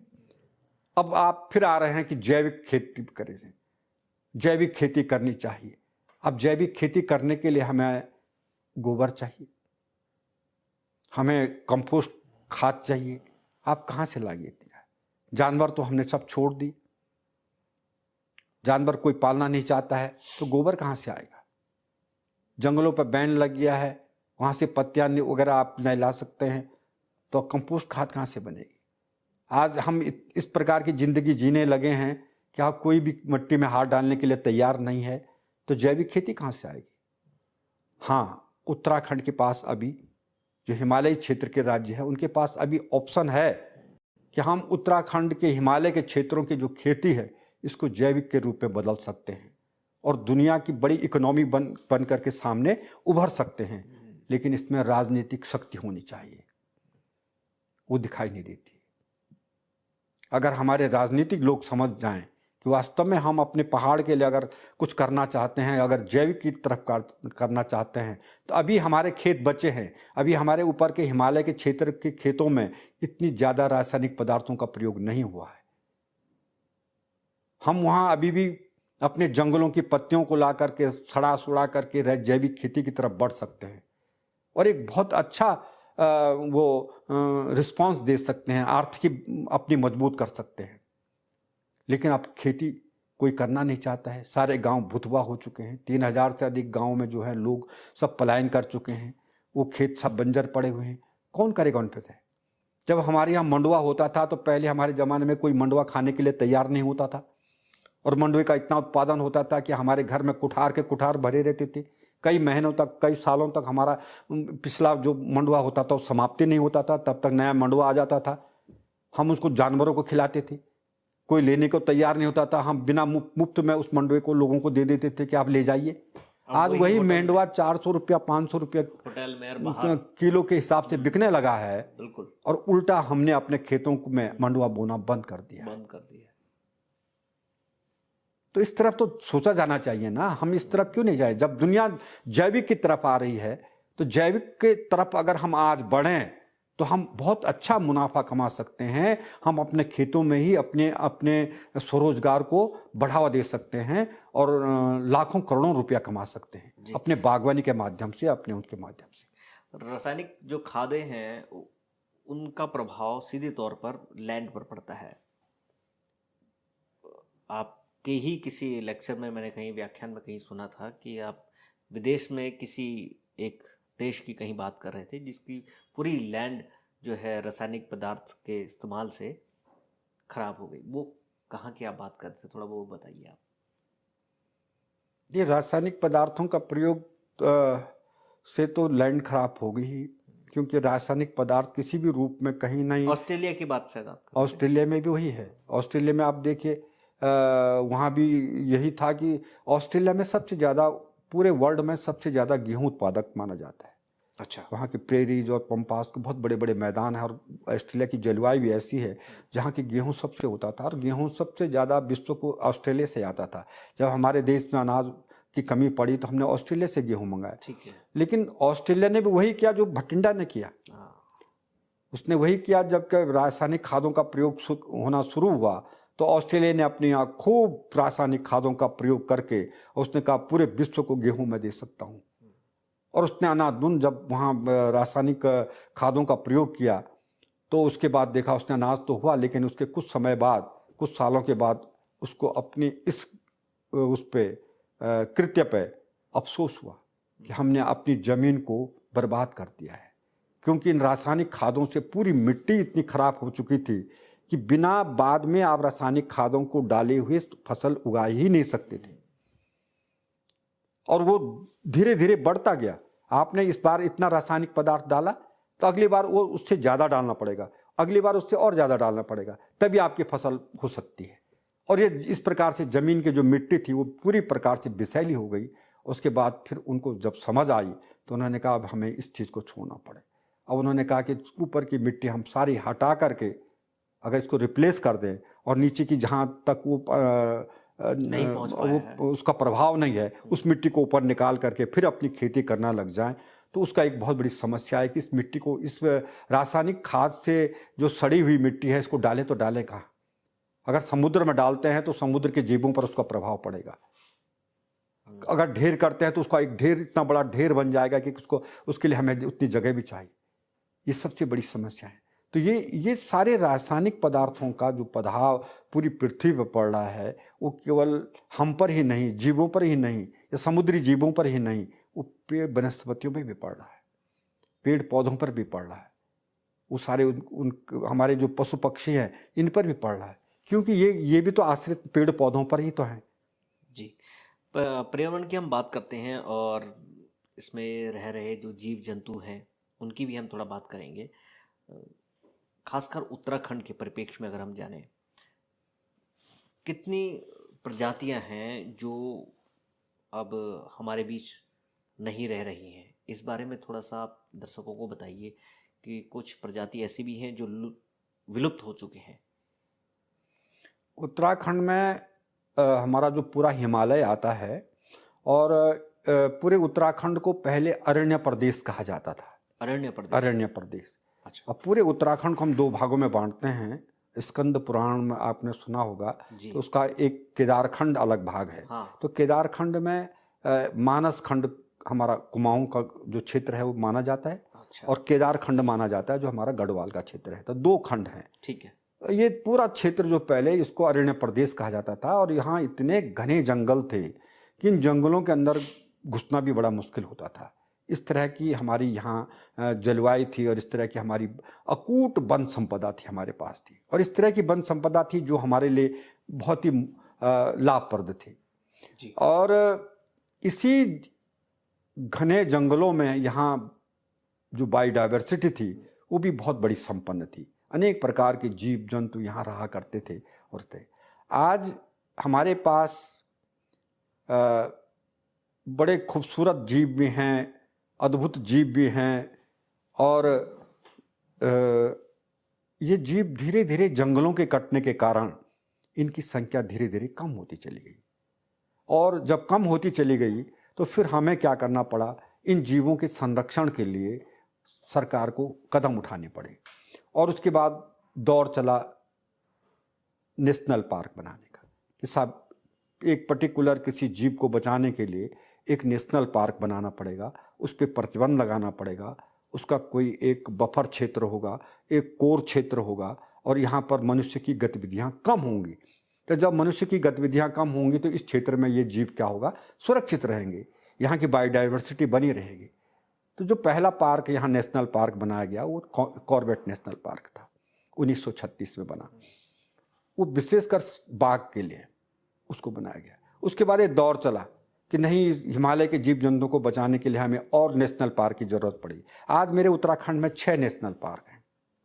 उसके बाद दौर चला, उसके बाद 1982 में 2 नेशनल पार्क बनाए, नंदा देवी नेशनल पार्क और फूलों की घाटी नेशनल पार्क। उसके बाद फिर ये हुआ कि हाथियों को बचाने के लिए भी काम किया जाना चाहिए। फिर क्या हुआ कि एक और पार्क बनाया गया नेशनल पार्क, वो आपका आप जानते होंगे कि ये चीला नेशनल पार्क जो आता आपका यहाँ, ये पूरा ये हाथियों के लिए इसको बनाया गया। इसके बाद ये आया कि उच्च हिमालय के क्षेत्रों को बचाने के लिए भी करना पड़ेगा। तो फिर हमने एक नेशनल पार्क और बनाया, गंगोत्री नेशनल पार्क। वो हिमालय के भरल और कस्तूरा मृग को बचाने के लिए वहाँ की। इनका प्रभाव मतलब सकारात्मक प्रभाव सामने आए हैं? कुछ आए हैं। अब जैसे उसे गंगोत्री के बाद एक और बनाया हमने, Govind national park. 6 national park बनाए। अब ये 6 नेशनल पार्क जो है हमारे पास इसलिए बनाए गए कि यहाँ के जीव जंतुओं को जो आप बात कर रहे हैं जी, इनको बचाने के लिए क्या है। इतना ही नहीं, हमने फिर सेंचुरी बनाई जिनमें थोड़ी ढील दे दी, इसमें मनुष्य जा सकता है, थोड़ा अपने जानवरों को चुरा सकता है, थोड़ा बहुत लकड़ी ला सकता है। तो इस तरह से उसका नाम पड़ा अभयारण्य सेंचुरी। तो आज हमारे पास 7 सेंचुरीज हैं। 7 सेंचुरी में हमारे पास एक गोविंद सेंचुरी है, केदारनाथ सेंचुरी है, मसूरी सेंचुरी है, आपका इधर सोना नदी सेंचुरी है, उधर आपका अस्कोट सेंचुरी है, बिनसर सेंचुरी है। ये 7 सेंचुरी हमारे पास है। नंदौर सेंचुरी है, एक अभी हाल में बनाई 2012 में। तो ये 7 सेंचुरी हैं। इसके अलावा हमारे पास 3 और हैं जो इनको हम आरक्षिति कहते हैं, संरक्षक आरक्षिति, जहाँ वेटलैंड होती है उन जीव जंतुओं को बचाने के लिए। आपका यहाँ पर पावलगढ़ है रामनगर के नज़दीक, आपका यहाँ पर हरिद्वार के नज़दीक है झिलमिल, और एक यहाँ पर है आपका देहरादून के पास ये रामगढ़ के आगे। तो ये जो हमने पूरे जीव जंतुओं को बचाने के लिए जो ये इतने प्रकार के आज भौगोलिक क्षेत्रों को इन क्षेत्रों में बदल दिया, इसके बावजूद भी हम अपने जीव जंतुओं को संख्या बढ़ा नहीं पा रहे हैं। और आज हिमालय की स्थिति क्या है कि हिमालय सबसे दुर्लभ जीव जंतु होते हैं हमारे हिमालय में होते हैं जी। आपका आपका कस्तूरी मृग वहाँ होता है, स्नो लिपार्ड हमारा वहाँ होता है, आपका स्क्वेरेल वहाँ होता है, आपका कस्तूरा मृग वहाँ होता है, मुनाल वहाँ होता है। उत्तराखंड के जितने भी हमारे राजकीय चिन्ह हैं, ये सब हिमालय से लिए गए हैं। कस्तूरा मृग हमारा राजकीय पशु है। आपका ब्रह्मकमल हमारा राजकीय पुष्प है। आपका मुनाल हमारा राजकीय पक्षी है। हम आपका बुरांस हमारा राजकीय पेड़ है। अब ये सब हमारे हिमालय से लेकर, और आज स्थिति यह है कि हिमालय में इन का धीरे धीरे ह्रास होता चला जा रहा है। कस्तूरा मृग गिनने में दहाई के अंक पे आगे हैं। उसी प्रकार से ब्रह्मकमल भी संकट में पड़ा हुआ है। ये सारे जो हैं हमारे जो बुग्याल क्षेत्र हैं, जिनको ऊपर हिमालय के बड़े बड़े घास के लैंड बोलते हैं, यहाँ रहने वाले जीव और वहाँ की जो बायोडाइवर्सिटी है, इस पर जो है ज़्यादातर सरकार का ध्यान नहीं है और नहीं हमने कभी इन पर ध्यान दिया जी। तो ये चीज़ें हम आप बात कर रहे हैं। पूरे हिमालय की अगर मैं बात करता हूँ, 8000 पुष्पधारी पौधे हैं। 8000 और हमारे पास 48 जो हैं वो कोणधारी वन हैं। कोणधारी पौधे मतलब जैसे आप नुकीली पत्ती वाले, जैसे देवदार, इस तरह के प्रजातियां हमारे पास हैं। और इसके बाद 3000 करीब हमारे पास फफूंदी है, जिनको कहते हैं कवक। और इसके अलावा 2000 करीब हमारे पास जो है एल्गी और लाइकन है। 240 हमारे पास मैमल्स हैं, मतलब स्तनधारी जंतु, और 750 हमारे पास पक्षियां हैं। ये इतना बड़ा संसार है हमारे पास जीव जंतुओं का हिमालय में। इसको बचाने के लिए केवल फॉरेस्ट डिपार्टमेंट है। हम ये अपनी जिम्मेदारी नहीं समझते। हम समझते हैं कि फॉरेस्ट डिपार्टमेंट इनको बचा लेगा, हिमालय को बचा लेगा, बुग्यालों को बचा लेगा। लेकिन इतने बड़े क्षेत्र को बचाने के लिए जब तक सामुदायिक सहभागिता नहीं होगी, तब तक हम इतने बड़े क्षेत्र को नहीं बचा सकते। बुग्यालों की आप हमेशा वकालत करते हैं। बुग्याल कितना प्रभाव डालते हैं पर्यावरण के लिए, खासकर हिमालयी क्षेत्र में, और उनमें यदि संकट आता है किस तरह के प्रभाव हमें नजर आएंगे? बुग्याल उन्हें कहते हैं जो बुग्याल हमारे हिमालय में बड़े बड़े मैदान होते हैं, यानी 3500 मीटर से ऊपर घास के बड़े बड़े मैदान लग जाते हैं। जैसे हम नीचे से ऊपर को चलते हैं तो पहले जंगल होते हैं, जहां पर जंगल खत्म हो जाते हैं, बड़े पेड़ खत्म हो जाते हैं, उसके बाद वहां से मैदान लग जाते हैं। तो इस लाइन को हम इसको एक काल्पनिक रेखा कह सकते हैं। हम इसको कहते हैं ट्री लाइन। उसके बाद बड़े बड़े ढलुए मैदान लग जाते हैं, और उसके बाद एक स्थिति और आती है 4,500-5 हज़ार फीट पर, जब हमें अस्थायी बर्फ मिल जाती है। उसके बाद हमें केवल बर्फ का साम्राज्य है उसके ऊपर, तो उसको कहते हैं स्नो लाइन। तो ट्री लाइन और स्नो लाइन के बीच में जो बड़े बड़े घास के मैदान, ढलुए मैदान हैं, इनको बुग्याल कहा जाता है। और हमारे पड़ोसी हिमाचल प्रदेश में इनको थच कहते हैं, फुलटिया वन कहते हैं, कश्मीर में इनको मर्ग कहते हैं, जैसे गुलमर्ग वगैरह। तो हमारे यहाँ बुग्गीदार घास के नाम पर इनका नाम बुग्याल पड़ा। और हमारे पास लगभग 200 से अधिक बड़े बड़े खास बड़े सुंदर बुग्याल हमारे पास है। और सबसे पहले बुग्याल की स्थिति की तब आई थी दुनिया के सामने, जब वैली ऑफ फ्लावर खोजा गया था।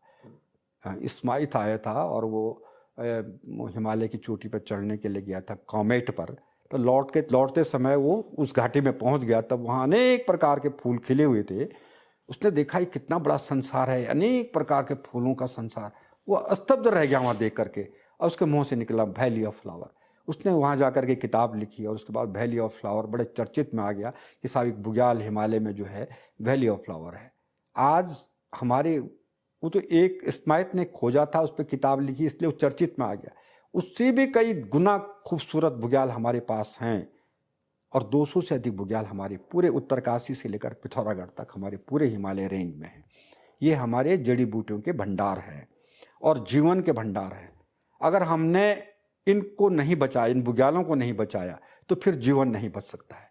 आज हम जिंदा हैं तो इन बुग्यालों के खातिर हैं, क्योंकि इनकी जड़ी बूटियों का जो रस है, इनकी जो हवा है जो हम तक आती है, जो गंगा को हम कहते हैं अमृत है, इन्हीं जड़ी बूटियों का रस और पानी जो है हिमालय का बर्फ पिघल करके जब इन बुग्यालों से नीचे को आता है तो इन जड़ी बूटियों के तत्व इस नदी के तत्वों में आता है, और ये नदियाँ जब आगे बढ़ती हैं तो वही अमृत है। उस गंगा का पानी कभी सड़ता नहीं है, इसीलिए कि पूरा हिमालय उनको जड़ी बूटियों का रस दे रहा है। तो ये हिमालय की जो ये हमारी जो जैव विविधता है ये बहुत ज़बरदस्त है। और आपने सुना होगा कि कीड़ा जड़ी जैसी ऐसी वनस्पतियाँ हमारे हिमालय में हैं जिन दुर्लभ हैं, जो आज कीमत बहुत 400-500 रुपया किलो के हिसाब से बिक रही हैं। उनका बड़ा दोहन होता है ऊपर हिमालय में। उसी प्रकार से कई और भी जड़ियाँ हैं। संजीवनी का तो आपने नाम सुना होगा ना, कि संजीवनी को लक्ष्मण जी पर जब शक्ति लगी थी तब हिमालय के द्रोणागिरी पहाड़ को तोड़ करके हिमालय थे। आज हम उस जड़ी बूटी को नहीं खोज पा रहे हैं। तो यही है कि हिमालय की इस अथाह जड़ी बूटियों के संसार को समझना होगा, इस पर शोध करना होगा, नई नई जड़ी बूटियों को हमें पहचानना होगा। आज हम शोध घर बैठे कर रहे हैं, लेबोरेटरी में बैठ करके कर रहे हैं, हमारे पास कंप्यूटर है, गूगल है, हम सारे डाउन करके हर ज्ञान ले रहे हैं और उसी को फेर बदल करके बड़े बड़े रिसर्च कर रहे हैं। मौलिक ज्ञान करने की ज़रूरत है, मौलिक शोध करने की ज़रूरत है। हिमालय में जा कर के बैठना पड़ेगा, वहाँ के एक एक पौधे के बारे में समझना पड़ेगा। कई ऐसे पौधे हैं जिनका जीवन चक्र 1 हफ्ते में ही पूरा होता है, किसी का 1 महीने में पूरा होता है, इसका 4 महीने में पूरा होता है। हम किस समय जा रहे हैं हिमालय में, तब हमें वो पौधा मिले या ना मिले, इसलिए हमें वहाँ बैठ कर करके पौधे को देखना पड़ेगा। हम संजीवनी भी ढूंढ सकते हैं, उस संजीवनी यहीं हिमालय में है। और जिस दिन हमने संजीवनी ढूंढ दी उस दिन हम दुनिया में सबसे ऊपर मेडिकल उसमें सबसे ऊपर होंगे। इस पर विचार किया जाना चाहिए। जी, मानव जीवन की जब भी बात होती है तो हवा और फिर पानी की बात होती है। क्या आपको लगता है कि आने वाले कुछ समय में जल संकट की स्थिति पैदा हो सकती है, जैसे बहुत सारे वैज्ञानिक फोरकास्ट करते हैं कि ऐसा होगा? क्या लगता है, अगला विश्व युद्ध पानी के लिए हो? ये बिल्कुल आपने सही प्रश्न किया कि अगला विश्व युद्ध जो है पानी के लिए होगा, इसमें कोई दो राय नहीं है। और ये समस्या जिस तरह से पूरे विश्व में बन रही हैं, ये पानी की लड़ाई बहुत बड़ी लड़ाई हो जाएगी, क्योंकि पानी ही जीवन है। और हमारे पास पीने के लिए जो मीठा जल जिसको हम कहते हैं बहुत कम रह चुका है। जितने भी मीठे जल के स्प्रिंग्स हैं वो सूख चुके हैं, उस पर भी ग्लोबल वार्मिंग का असर पड़ा हुआ है। आज हमारे केवल मैं उत्तराखंड की बात करता हूँ तो उत्तराखंड में 3000 से अधिक गांव जो हैं पानी से इस समय तरस रहे हैं, जबकि उनके पास भरपूर पानी हुआ करता था। गांव पहले उन स्थानों में बसाए गए जहां आसपास पानी के स्रोत थे, क्योंकि गांव बसाने में सबसे पहले पानी ढूंढा गया होगा कि साहब पानी जहां पर है वहीं पर हमें रहना है। तो जब लोगों ने देखा होगा यहाँ पर पर्याप्त पानी, तभी वहाँ पर गांव बसा है। आज वही गांव पानी से महरूम हो रखा है, उसके पास पानी के स्रोत है ही नहीं। वो सरकार के पास जा कर के पानी की डिमांड कर रहा है। सरकार भी कहाँ से देगी जब उनके आसपास कहीं पानी नहीं है? तो सरकार या तो टैंकर ही लगा सकती है, बाकी कुछ नहीं कर सकती है। तो ये समस्या सबके सामने है, पूरे विश्व के सामने है। आपने अभी केप टाउन का नाम सुना होगा, एक शहर है जी। और केप टाउन के सारे लोगों को शहर छोड़ करके जाना पड़ा। आज केप टाउन खाली हो गया, जिसके पास पहले पर्याप्त पानी का भंडार था, आज वहाँ पानी नहीं है। सारे लोगों ने कहा पानी नहीं तो हम यहाँ क्या करेंगे, पूरा केप टाउन खाली हो गया। हमारे देश में ही दक्षिण भारत में आप मुंबई उसमें देख लीजिए, पानी का संकट पड़ा हुआ है। बंगलौर में देखिए, ज़मीन का पानी जो भूगर्भ पानी है वो कई फीट नीचे पहुँच चुका है। हमने सारा पानी पी चुके हैं, अब हम पंप के द्वारा भी पानी नहीं निकाल पा रहे हैं। तो पूरी इतनी बड़ी जनसंख्या जो आज इतनी बढ़ गई है, उसको पानी कहाँ से लाएंगे? हमारे पास अंतिम स्रोत भूग्राउंड है, जो ग्राउंड वाटर है वही अंतिम स्रोत है। हमने पहले जंगल के स्रोतों का पानी लिया, उसके बाद वो भी ख़त्म हुए, तो फिर हमने कहा भाई चलो कहीं गदेरा है, नदी है, उसका पानी लिफ्ट करके निकालेंगे। तो लिफ्ट करके हमने मशीनें लगाई, शहर को पानी दिया। वो पता लगा कि गर्मियों में वो नदी सूख गई, तो हम कहा यहाँ से भी नहीं हो सकता, अब क्या करें। फिर हमने हैंडपंप लगाई, तब हमने ज़मीन का पानी निकालना शुरू किया। अब हमने बड़े बड़े छेद करके पूरा पानी ज़मीन का निकाल करके अब दुनिया को हम अपने पूरे समाज को पानी पिला रहे हैं। अब इसके बाद कहाँ है हमारे पास पानी?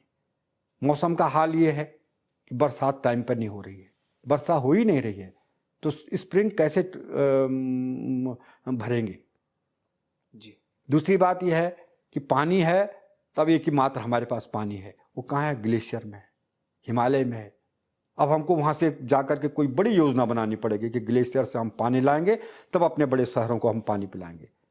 जब तक वो बड़ी योजना खत्म होती है, तब तक ग्लेशियर भी खत्म हो जाएंगे, तो फिर पानी कहाँ से आएगा? और पानी जीवन का सबसे बड़ा आधार है। तब पानी के लिए जो लड़ाई लड़ी जाएगी वो सबसे खतरनाक होगी। सब लोग पानी की तरफ दौड़ेंगे,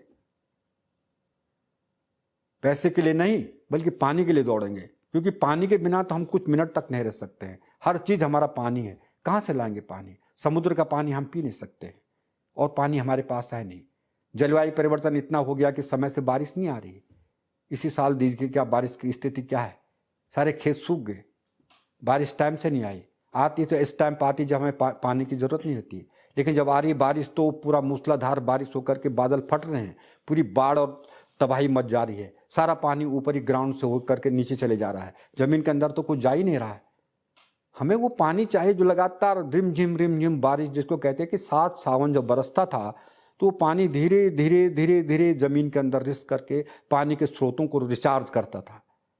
बर्फ पड़ती थी तो बर्फ जो है काफी दिनों तक जमा रहती थी, और जैसे धूप पड़ती थी धीरे धीरे पिघल करके उसका पानी, वही पानी पूरी जमीन उसको पी लेती थी।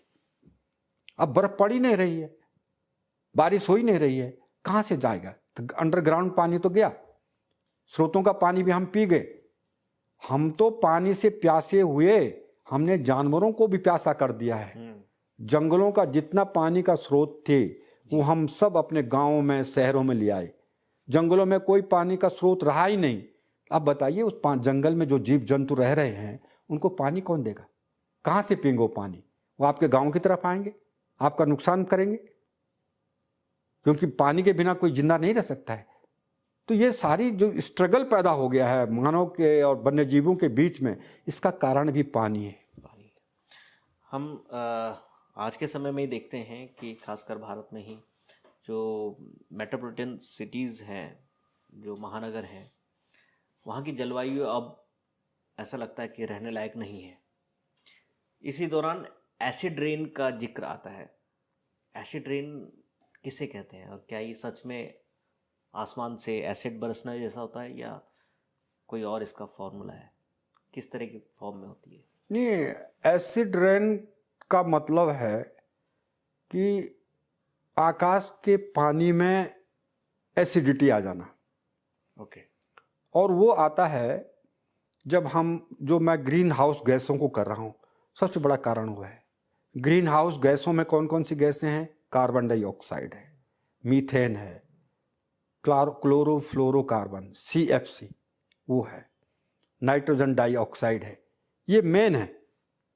इनमें से 55% तो कार्बन डाइऑक्साइड होती है, 24% करीब इसमें मीथेन CFC होती है, 18% इसमें जो है वो मीथेन गैस होती है, और 6% करीब नाइट्रोजन डाइऑक्साइड होती है। ये गैसें मिल करके कहलाती हैं ग्रीन हाउस गैसें। ठीक है। और ये सब हमारी ज़मीन में पैदा होती हैं, और ये हल्की होने के कारण ये ऊपर वायुमंडल के ऊपरी भाग में चले जाती हैं और वहाँ जमा हो जाती हैं। ठीक है।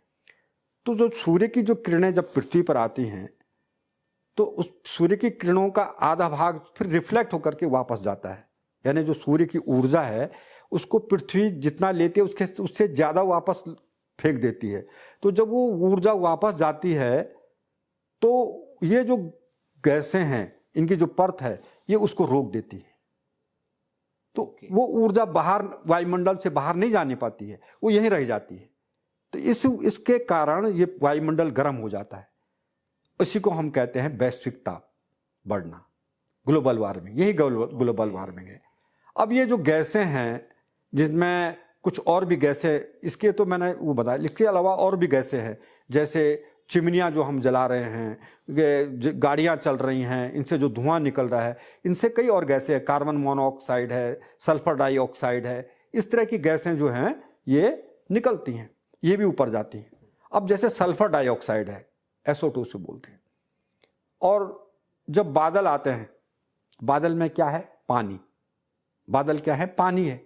और ये सल्फर डाइऑक्साइड ये पानी के साथ क्रिया कर लेता है। ओके। तो पानी और सल्फर डाइऑक्साइड मिलकर के बन जाता है सल्फ्यूरिक एसिड। सल्फ्यूरिक एसिड एक एसिड है। तो ये जब बनता है ऊपर, ये तो पानी के साथ ये बह करके नीचे आ जाता है। अब वही पानी अगर हमारे ऊपर पड़ेगा तो हमारे कपड़े बहुत जल्दी क्या हो जाएंगे? छेद छेद दिखाई देंगे। भाई ये छेद किसने किया? वो सब उसी एसिड रेन का पड़ा है। छाता लिया हमने, छाते पे कुछ समय बाद जल्दी उसका कपड़ा फट गया, एसिड रेन का कारण। उस एसिड रेन जब ऊपर से बरसती है तो उसका फसल, हमारे फसलों पर भी उसका क्या होता है? असर पड़ता है, जमीन पर असर पड़ता है। हमारी मकान की छतें हैं वो हैं, ये इनकी आयु घट जाती है। तो ये एसिड रेन भी एक बहुत बड़ी समस्या है और जिसका कारण प्रदूषण है। पहाड़ी क्षेत्रों में जहाँ हम देखते हैं कि क्लाउड बर्स्ट बहुत होता है, बादल फटना, इसके पीछे क्या रासायनिक प्रक्रियाएं होती हैं, वो थोड़ा सा बताइए। ये वैसे जो ये क्लाउड बर्स्ट की जो आप बात कर रहे हैं, ये कहीं पर बादलों का संगठित हो जाना ज़्यादा और दबाव बढ़ जाता है, तो एक ही जगह पर वो जो है द्रवीभूत हो जाते हैं और वहाँ पर बरस पड़ते हैं। तो उसमें ऐसा लगता है कि कोई ऊपर से बाल्टी से पानी गिरा रहा हो। इस तरह की बारिश होने लगती है, क्योंकि वो जो बादल होते हैं ये वहाँ पर ज़्यादा संघनित हो जाते हैं और वहाँ पर जो प्रभाव है वो दबाव ज़्यादा बढ़ जाता है। उस दबाव के कारण जो है वो बादल एकदम क्या कर जाते हैं, वो अपने गैस अवस्था से लेकर वो पानी की अवस्था में एकदम परिवर्तित हो जाते हैं और उसी को हम कहते हैं बादल फटना। तो वो जब बादल कहीं पर फटते हैं तो एक साथ बारिश पूरी की पूरी हो जाती है और वो बारिश जब वहाँ पर ज़मीन पे गिरती है तो वहाँ पर वो पूरा तबाह मचा देती है, क्योंकि अगर आप कहें कि बाढ़ का रूप ले लेती है। और ये ज़्यादातर इसमें हमारे हिमालय क्षेत्र में हो रहा है, क्योंकि जो मानसून आ रहे हैं नीचे से वो इस तरह से एक ही जगह पर जो है वो संघनित हो जा रहे हैं और वो एक हमें कहेंगे कि पूरी ढंग से ये सम बारिश जिसको कहते हैं वो नहीं कर पा रहे हैं। तो पहले क्या होता था कि हमने कभी सुना नहीं था कि बादल फटते हैं, बहुत रेयर केस होते थे, लेकिन आज हर साल हर जगह बारिश इस तरह से हो रही है कि वो जो है, तो इसका कारण जो है कि जो गर्मी का जो प्रभाव है, जो गर्मी बढ़ रही है, उसके कारण भी ये क्लाउड बर्स्ट हो रहा है। और दूसरा जो है अनियमित जो हमारे मानसून आ रहे हैं उनके कारण भी ये हो रहा है।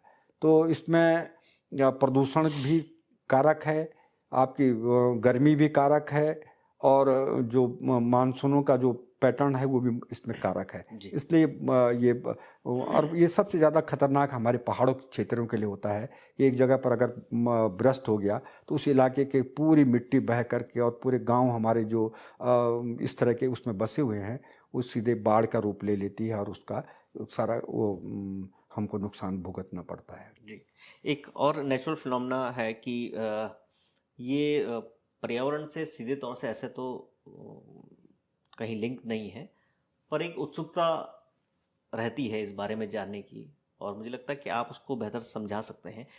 हम देखते हैं कहीं जिसको गढ़वाल में वज्रपात के नाम से जाना जाता है, पूरी तरह बिजली कहीं गिर जाना, और बहुत लोगों का ये भी मानना है कि वो एक सॉलिड फॉर्म में होता है, वो पूरी तरह एक लोहे के फॉर्म में, और वो इंद्र का वज्र है जो उस जगह पे गिर गया है। वो वज्र या जो वो बिजली है वो कैसे होती है और वो क्या सच में इतनी सॉलिड फॉर्म में होती है? नहीं, ऐसा कुछ नहीं है, वो तो आवेश है। क्योंकि जब बादल आते हैं तो बादल आपस में टकराते हैं, ठीक है, और ऊपर के हिस्से में कभी कभी क्या होता है कि पानी एकदम बारीक ठोस के रूप में बदल जाता है, जिसको हम कहेंगे कि पानी की बूंदें जो हैं एक ठोस रूप में बदल जाती हैं, कणों के रूप में, पानी की बूंदें वो कणों के रूप में बदल जाती ठीक है। है। और जब ये बादल आपस में मिलते हैं तो वो कण आपस में टकराते हैं, तो उनके घर्षण से बिजली पैदा होती है, तो वो बिजली ऊपर पैदा होती है। और वो अब आप जानते हैं कि बिजली के दो केंद्र होते हैं, एक नेगेटिव छोर होता है और एक पॉजिटिव छोर होता है। तो ऊपर नेगेटिव बिजली पैदा हुई बादलों में, हमारी पृथ्वी पॉजिटिव है, तो आप जानते हैं नेगेटिव और पॉजिटिव में क्या होता है, आकर्षण होता है। नेगेटिव और पॉजिटिव एक दूसरे की तरफ आकर्षित होती हैं। अगर इस रूप में अगर बारिश आ रही है तो बारिश एक माध्यम बन जाती है। जैसे हमारे बिजली से हम यहाँ से यहाँ तक बिजली लाना चाहते हैं तो हमें तार की जरूरत पड़ेगी। उसी प्रकार से ऊपर जो आवेश पैदा हुए हैं, जहाँ बिजली पैदा हुई है रगड़ने से जो आवेश पैदा हुए हैं, उन आवेशों को पृथ्वी तक आने के लिए, क्योंकि आकर्षण तो है ही, उसको लाने के लिए एक माध्यम चाहिए, तो वो माध्यम बनता है पानी। अगर पानी है तो पानी जो है गुड कंडक्टर होता है, हाँ, स्वचालक है ना। तो वो पानी जो है ऊपर से वो उन आवेशों को पृथ्वी तक लाने में वो पानी काम करता है, और वो बिजली जो ऊपर पैदा हुई है वो तेजी से नीचे पृथ्वी के उसमें आ जाती है। इसी को हम कहते हैं लाइटिंग और बिजली। तो ये कोई लोहे का फॉर्म नहीं होता है, ऐसा बिल्कुल भी ये नहीं कुछ नहीं। आप सूखे मौसम में अगर बादल ऊपर बिजल गरज रहे हैं, बरस रहे हैं, तो वो नीचे आ ही नहीं सकती, क्योंकि उसका माध्यम है ही नहीं। वो तभी आगे जब बारिश होगी। तो ये बिजली का चमकना, बिजली का वो होना, ये तो एक भौतिक क्रिया है। और ये अक्सर हुआ करता है, क्योंकि बादल का जो आप पैटर्न कह रहे हैं कि अब बदल रहा है, तो ज़्यादा घनीभूत बादल जब कभी नज़दीक आ जाते हैं और इधर से भी हवा चल रही उधर से आते, बादल इधर से इधर आए, तो आपस में जो पानी के जो कण होते हैं, पानी जब ठोस हो जाता है ना तो कण के रूप में बदल जाता है। तो टेम्परेचर जब बहुत कम हो जाता है ऊपर, तो ज़्यादा टेम्परेचर गिर गया तो पानी बूंद के रूप में ठोस रूप में आ जाता है, और वही ठोस कभी कभी ओले में भी गिर जाते हैं नीचे, है ना।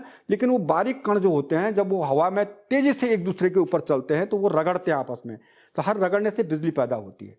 तो वो इतनी शक्तिशाली बिजली पैदा होती है क्योंकि बादल का आकार बहुत बड़ा होता है, द्रव्यमान भी होता है इसका, इस तरह होता है। तो वो आपस में रगड़ करके वो बिजली पैदा होती है, और उसके बाद वो पृथ्वी जो है कि पॉजिटिव पोल का काम करती है, और नेगेटिव से पॉजिटिव की तरफ आती है, और पानी उसमें एक माध्यम का काम करती है।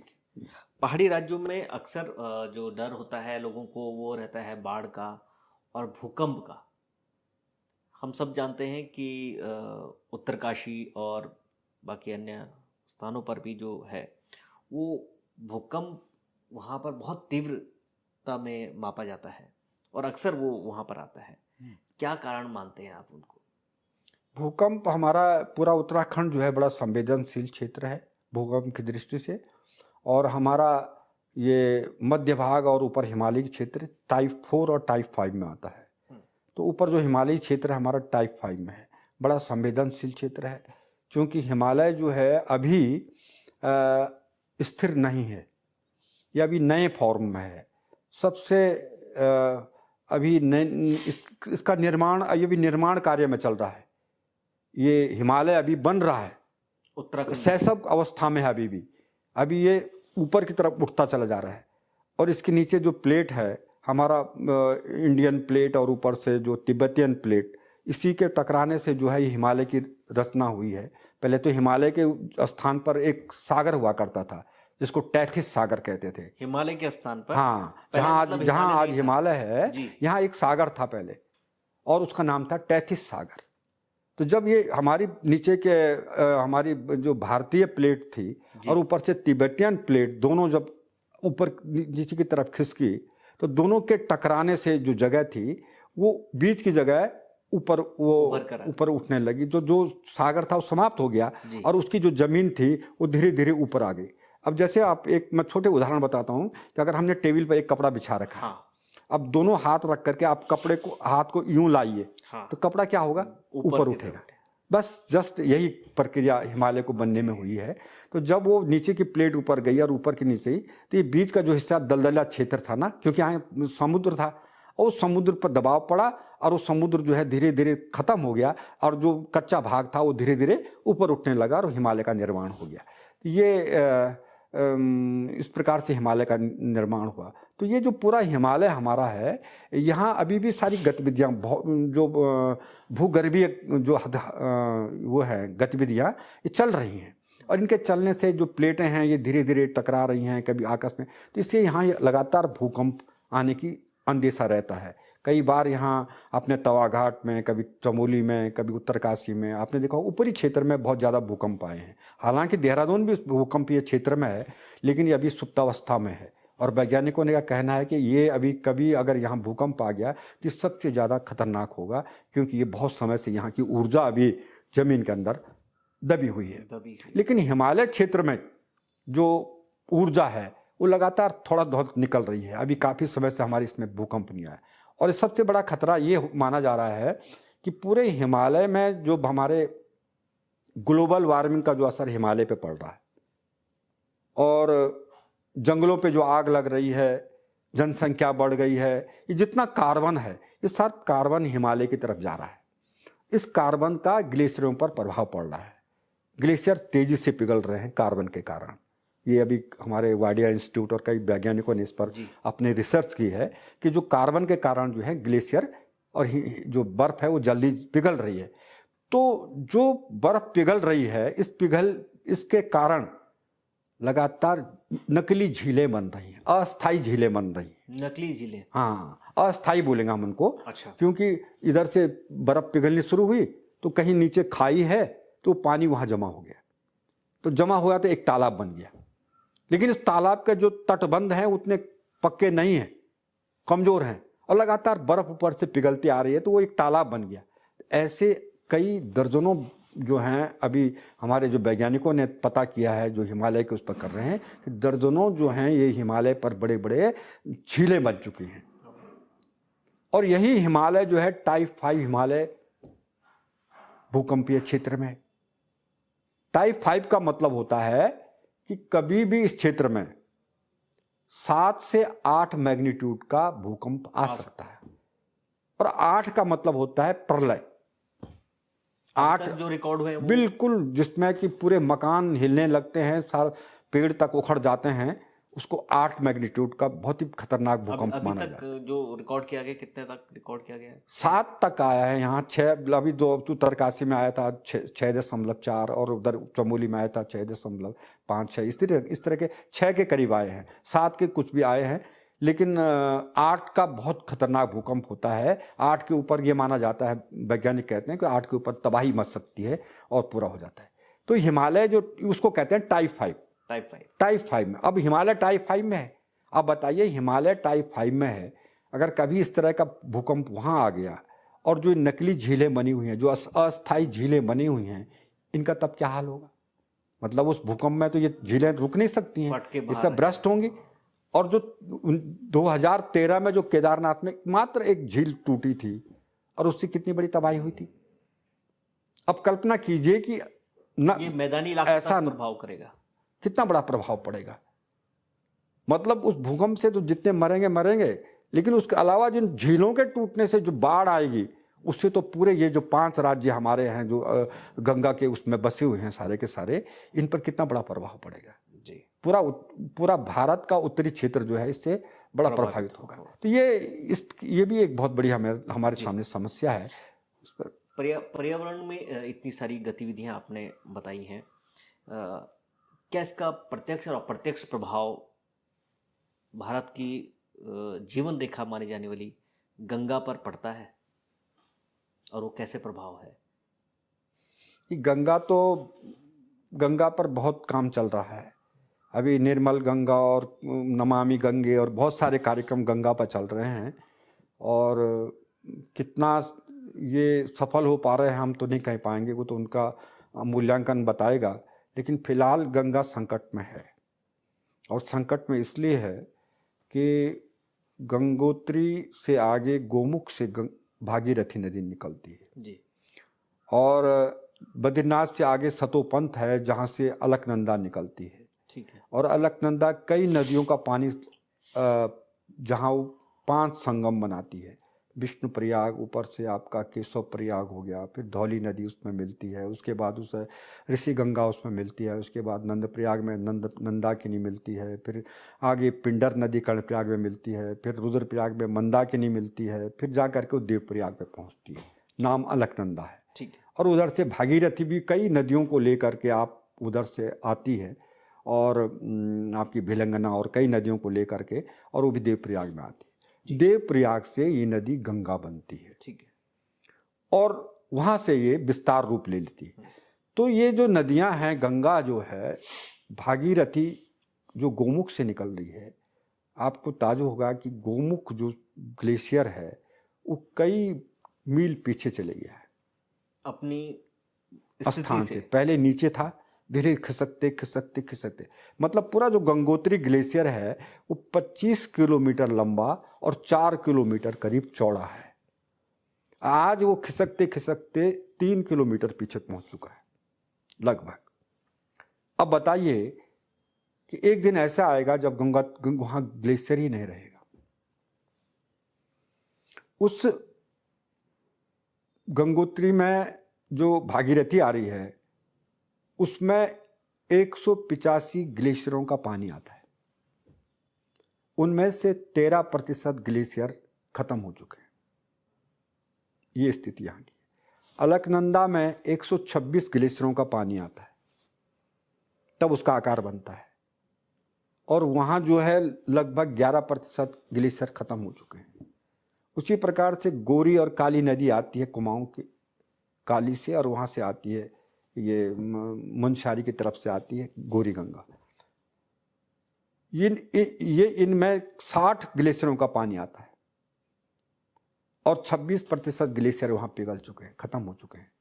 अब ये ग्लेशियर जो खत्म हो गए, इनमें अब पानी नहीं है। तो अब बताइए इन नदियों पर संकट गहरा रहा है कि नहीं गहरा रहा है? आने वाले समय में जिस तरह से वैश्विक ताप बढ़ता जा रहा है, तो एक दिन ये ग्लेशियर बड़ी तेजी से पिघलेंगे। आज हिमालय के वो ग्लेशियर भी पिघलने लगे हैं जो कभी पिघलते नहीं थे। जो बेस के ग्लेशियर थे, नीचे सबसे नीचे, वो कभी पिघलते नहीं थे, वो ठोस रहने थे पत्थर की तरह। ऊपर बर्फ पड़ी, नए साल की बर्फ पड़ी, काफी परत बन जाती थी, वो ही पिघल करके नदी का रूप ले लेती थी। फिर दूसरे साल बर्फ पड़ी तो नीचे के ग्लेशियर पर ताप का असर नहीं पड़ता था। आज वो ग्लेशियर तक पिघलने शुरू हो गए हैं। तो आप इनडायरेक्टली ये कहना चाहते हैं कि आने वाले समय में ऐसा भी हो सकता है कि गंगा रहे ना? जिस तरह से अब मैं वैज्ञानिक कह रहे हैं और जिस तरह से विज्ञान अपनी बात कह रहा है, उससे तो ऐसे ही लगता है। क्योंकि अभी आप देखिए, इसी साल की मैं आपको बात कर रहा हूँ, अभी सारे लोगों ने अपने फेसबुक पर उस पर अपनी एक हिमालय की फ़ोटो डाली थी और कहा कि हिमालय ऐसा दिखाई दे रहा है, काला पहाड़ जैसा दिखाई दे रहा है। अफसोस व्यक्त किया था लोगों ने अभी। मतलब वास्तव में हिमालय में काला इसलिए दिखाई दे रहा है कि उसमें बर्फ़ है ही नहीं। इस साल बर्फ़ अब पड़ी थोड़ा सा, और ये भी इतनी ज़्यादा नहीं पड़ी। ये भी क्योंकि सूर्य का प्रकाश इतना तेज चल रहा है आजकल। देखिए जनवरी का महीना लगा है और इतनी गर्मी, 12 डिग्री सेल्सियस एक ही दिन में तापक्रम बढ़ जा रहा है। बिल्कुल। तो इससे क्या होगा? ये जो नई बर्फ पड़ी है तो तुरंत पिघल जाएगी, फिर बाहर हिमालय अपने ओरिजिनल स्थिति पे आ जाएगा, उसी काले पहाड़ों पर। अब काली चट्टानें हिमालय की हैं। आप जानते हैं काली चीजें क्या होती हैं? ऊष्मा की अवशोषक होती हैं। कोई भी काली चीज होती है गर्मी को अवशोषण करती है। तो ये जो हिमालय जब नंगा होगा तो सूर्य की किरणें इन चट्टानों को पड़ेगी, तो ये चट्टानें क्या होंगी? ऊष्मा अवशोषित करेंगी। तो ऊष्मा से क्या होंगी? ये चट्टानें फैलेंगी। गर्मी पाकर के हर कोई चीज फैलती है। रात को ज्यादा ठंड पड़ेगी तो ये चट्टानें क्या होंगी? सिकुड़ेंगी। इन चट्टानों में फैलाव और सिकुड़न होने से क्या होगा? दरारें पैदा होंगी, ये चट्टानें टूटेंगी। तो क्या होगा? हिमालय लगातार क्षति की तरफ नहीं जा रहा है, ग्लेशियर नहीं जा रहे, पिघलते जा रहे हैं। गर्मी से क्या होंगे? वो पत्थर गर्म हुआ, पत्थर से जो बचा हुआ बर्फ होगा वो भी जल्दी पिघल जाएगा। इस प्रकार से हिमालय में बर्फ के पिघलने की दर बढ़ रही है। इससे वहाँ के ग्लेशियरों पर संकट आ रहा है और आने वाले समय में नदियों पर भी इसका असर पड़ सकता है। इसके लिए हमें हिमालय को बचाने की और इन गंगा यमुना के अस्तित्व को बचाने के लिए यहाँ की अपने जो मैं तो कहूँगा कि हर आदमी को जिम्मेदारी लेनी होगी, अपने व्यवहार में परिवर्तन करना होगा, अपने हमारी जो जीवन शैली है उसको बदलना होगा। आपको लगता है कि ये इन विषयों को शिक्षा में भी शामिल किया जाना चाहिए, यानी प्राथमिक शिक्षा में ये चीज़ें, पर्यावरण इस तरीके से शामिल किया जाना चाहिए? इन सत्यों को जो वैज्ञानिक इस वक्त देख रहे हैं, इस सत्य को परोसा जाना चाहिए प्राथमिक स्तर पर शिक्षा के क्षेत्र में। कितना आपको लगता है कि ऐसा होना चाहिए? निस्संदेह इसका उपयोग किया जाना चाहिए। मैं तो एक शिक्षक रहा हूँ और मैं हर समय बच्चों के साथ प्रकृति की ही बात करता था, लेकिन मुझे बहुत अफसोस हुआ कि हमारे पाठ्यक्रम में अपने स्थानीय पर्यावरण के लिए ज़्यादा महत्व नहीं दिया गया है। जो कि बच्चे जब तक अपना परिवेश नहीं समझेंगे, अपने हिमालय को नहीं समझेंगे, अपने गाँवों को नहीं समझेंगे, अपने जल जंगल और ज़मीन की बात नहीं समझेंगे, हम उस बच्चे को कौन सा ज्ञान दे रहे हैं? हम केवल उस बच्चे को उसकी नौकरी के लिए तैयार कर रहे हैं। तुझे इंजीनियर, डॉक्टर और बड़े बड़े कॉर्पोरेट की नौकरी पर काम करना है, यही यथार्थ है। हम उस बच्चे को उस तरफ नहीं ले जा रहे हैं कि कल तुझे इस पृथ्वी को बचाने के लिए भी काम करना है। ये तेरा एक नैतिक कर्तव्य है। तू इस पृथ्वी पर जीवन लेकर के आया, तेरे जीवन के लिए जो 3 चीज़ें, हवा, ऑक्सीजन और भोजन चाहिए, वो यही देंगे, यही पृथ्वी देगी। ये हम उन बच्चों को नहीं बता पा रहे हैं। आज पर्यावरण शिक्षा को देखिए, जितना भी पार्ट था नए कोर्स में उन्होंने सारे किनारे कर दिया। पहले इको क्लब चलते थे, उन इको क्लबों को ज़्यादा प्रभावी नहीं बनाया जा रहा है। बच्चों को अपने गांव और अपने पहाड़ का उसकी बात कोई समझा नहीं रहा है। हमारे खुद अभिभावक इतने चिंतित नहीं हैं कि अपने बच्चों को अपनी प्रकृति और अपने प्राकृतिक संसाधनों के बारे में बताएं। उनको तो केवल चिंता है कि मेरे बच्चे का 99% आना चाहिए, उसको इंजीनियर और डॉक्टर बनना चाहिए। वो ये कहते हुए मैंने बार बार सुना है कि बेटा तुझे क्या लेना इस प्रकृति और उससे, तो अपना ट्यूशन पढ़ और आगे बढ़। हम आखिर आने वाले समय इस पृथ्वी को किसको सौंपना चाहते हैं? क्या ये बच्चे कल इस पृथ्वी में काम करने वाले नहीं बनेंगे? जो आज पढ़ रहे हैं, कल इनकी जिम्मेदारी है इन पर पृथ्वी को बचाने के लिए। ये चाहे कॉर्पोरेट में काम करें, चाहे डॉक्टर बने, चाहे इंजीनियर बने, इनको करना तो इसी पृथ्वी के लिए करना पड़ेगा। तो क्यों आज हम इस पृथ्वी के बारे में बच्चों को उनके कोर्स में नहीं बता रहे हैं? नैतिक जिम्मेदारी नैतिक जिम्मेदारी उनको देनी पड़ेगी। हमने कोर्स में उनको पर्यावरण के बारे में, उनके गांव के बारे में, उनकी संस्कृति, बोली, भाषा के बारे में हमें उन्हें बताना पड़ेगा जी। तभी जाकर के हम एक सार्थक शिक्षा कह सकते हैं। जी, पर्यावरण के क्षेत्र में आप हमेशा से ही काम करते आए हैं और मुझे लगता है कि आपकी ये मुहिम ज़रूर कुछ ना कुछ रिजल्ट ज़रूर लाएगी। और हमारा ये पॉडकास्ट बहुत से यूथ लोग भी देखते हैं और बहुत सारे जो सब सामान्य लोग हैं उन तक भी ये पहुंचता है। तो मुझे लगता है कि आपकी आवाज़ उन तक ज़रूर पहुंचेगी और आप एक अच्छा काम कर रहे हैं। मुझे लगता है कि शिक्षण क्षेत्र में भी जल्द ही ये पाठ के रूप में जल्द आएगा प्राथमिक शिक्षा में। आपने अपना अमूल्य समय दिया, बहुत बहुत धन्यवाद।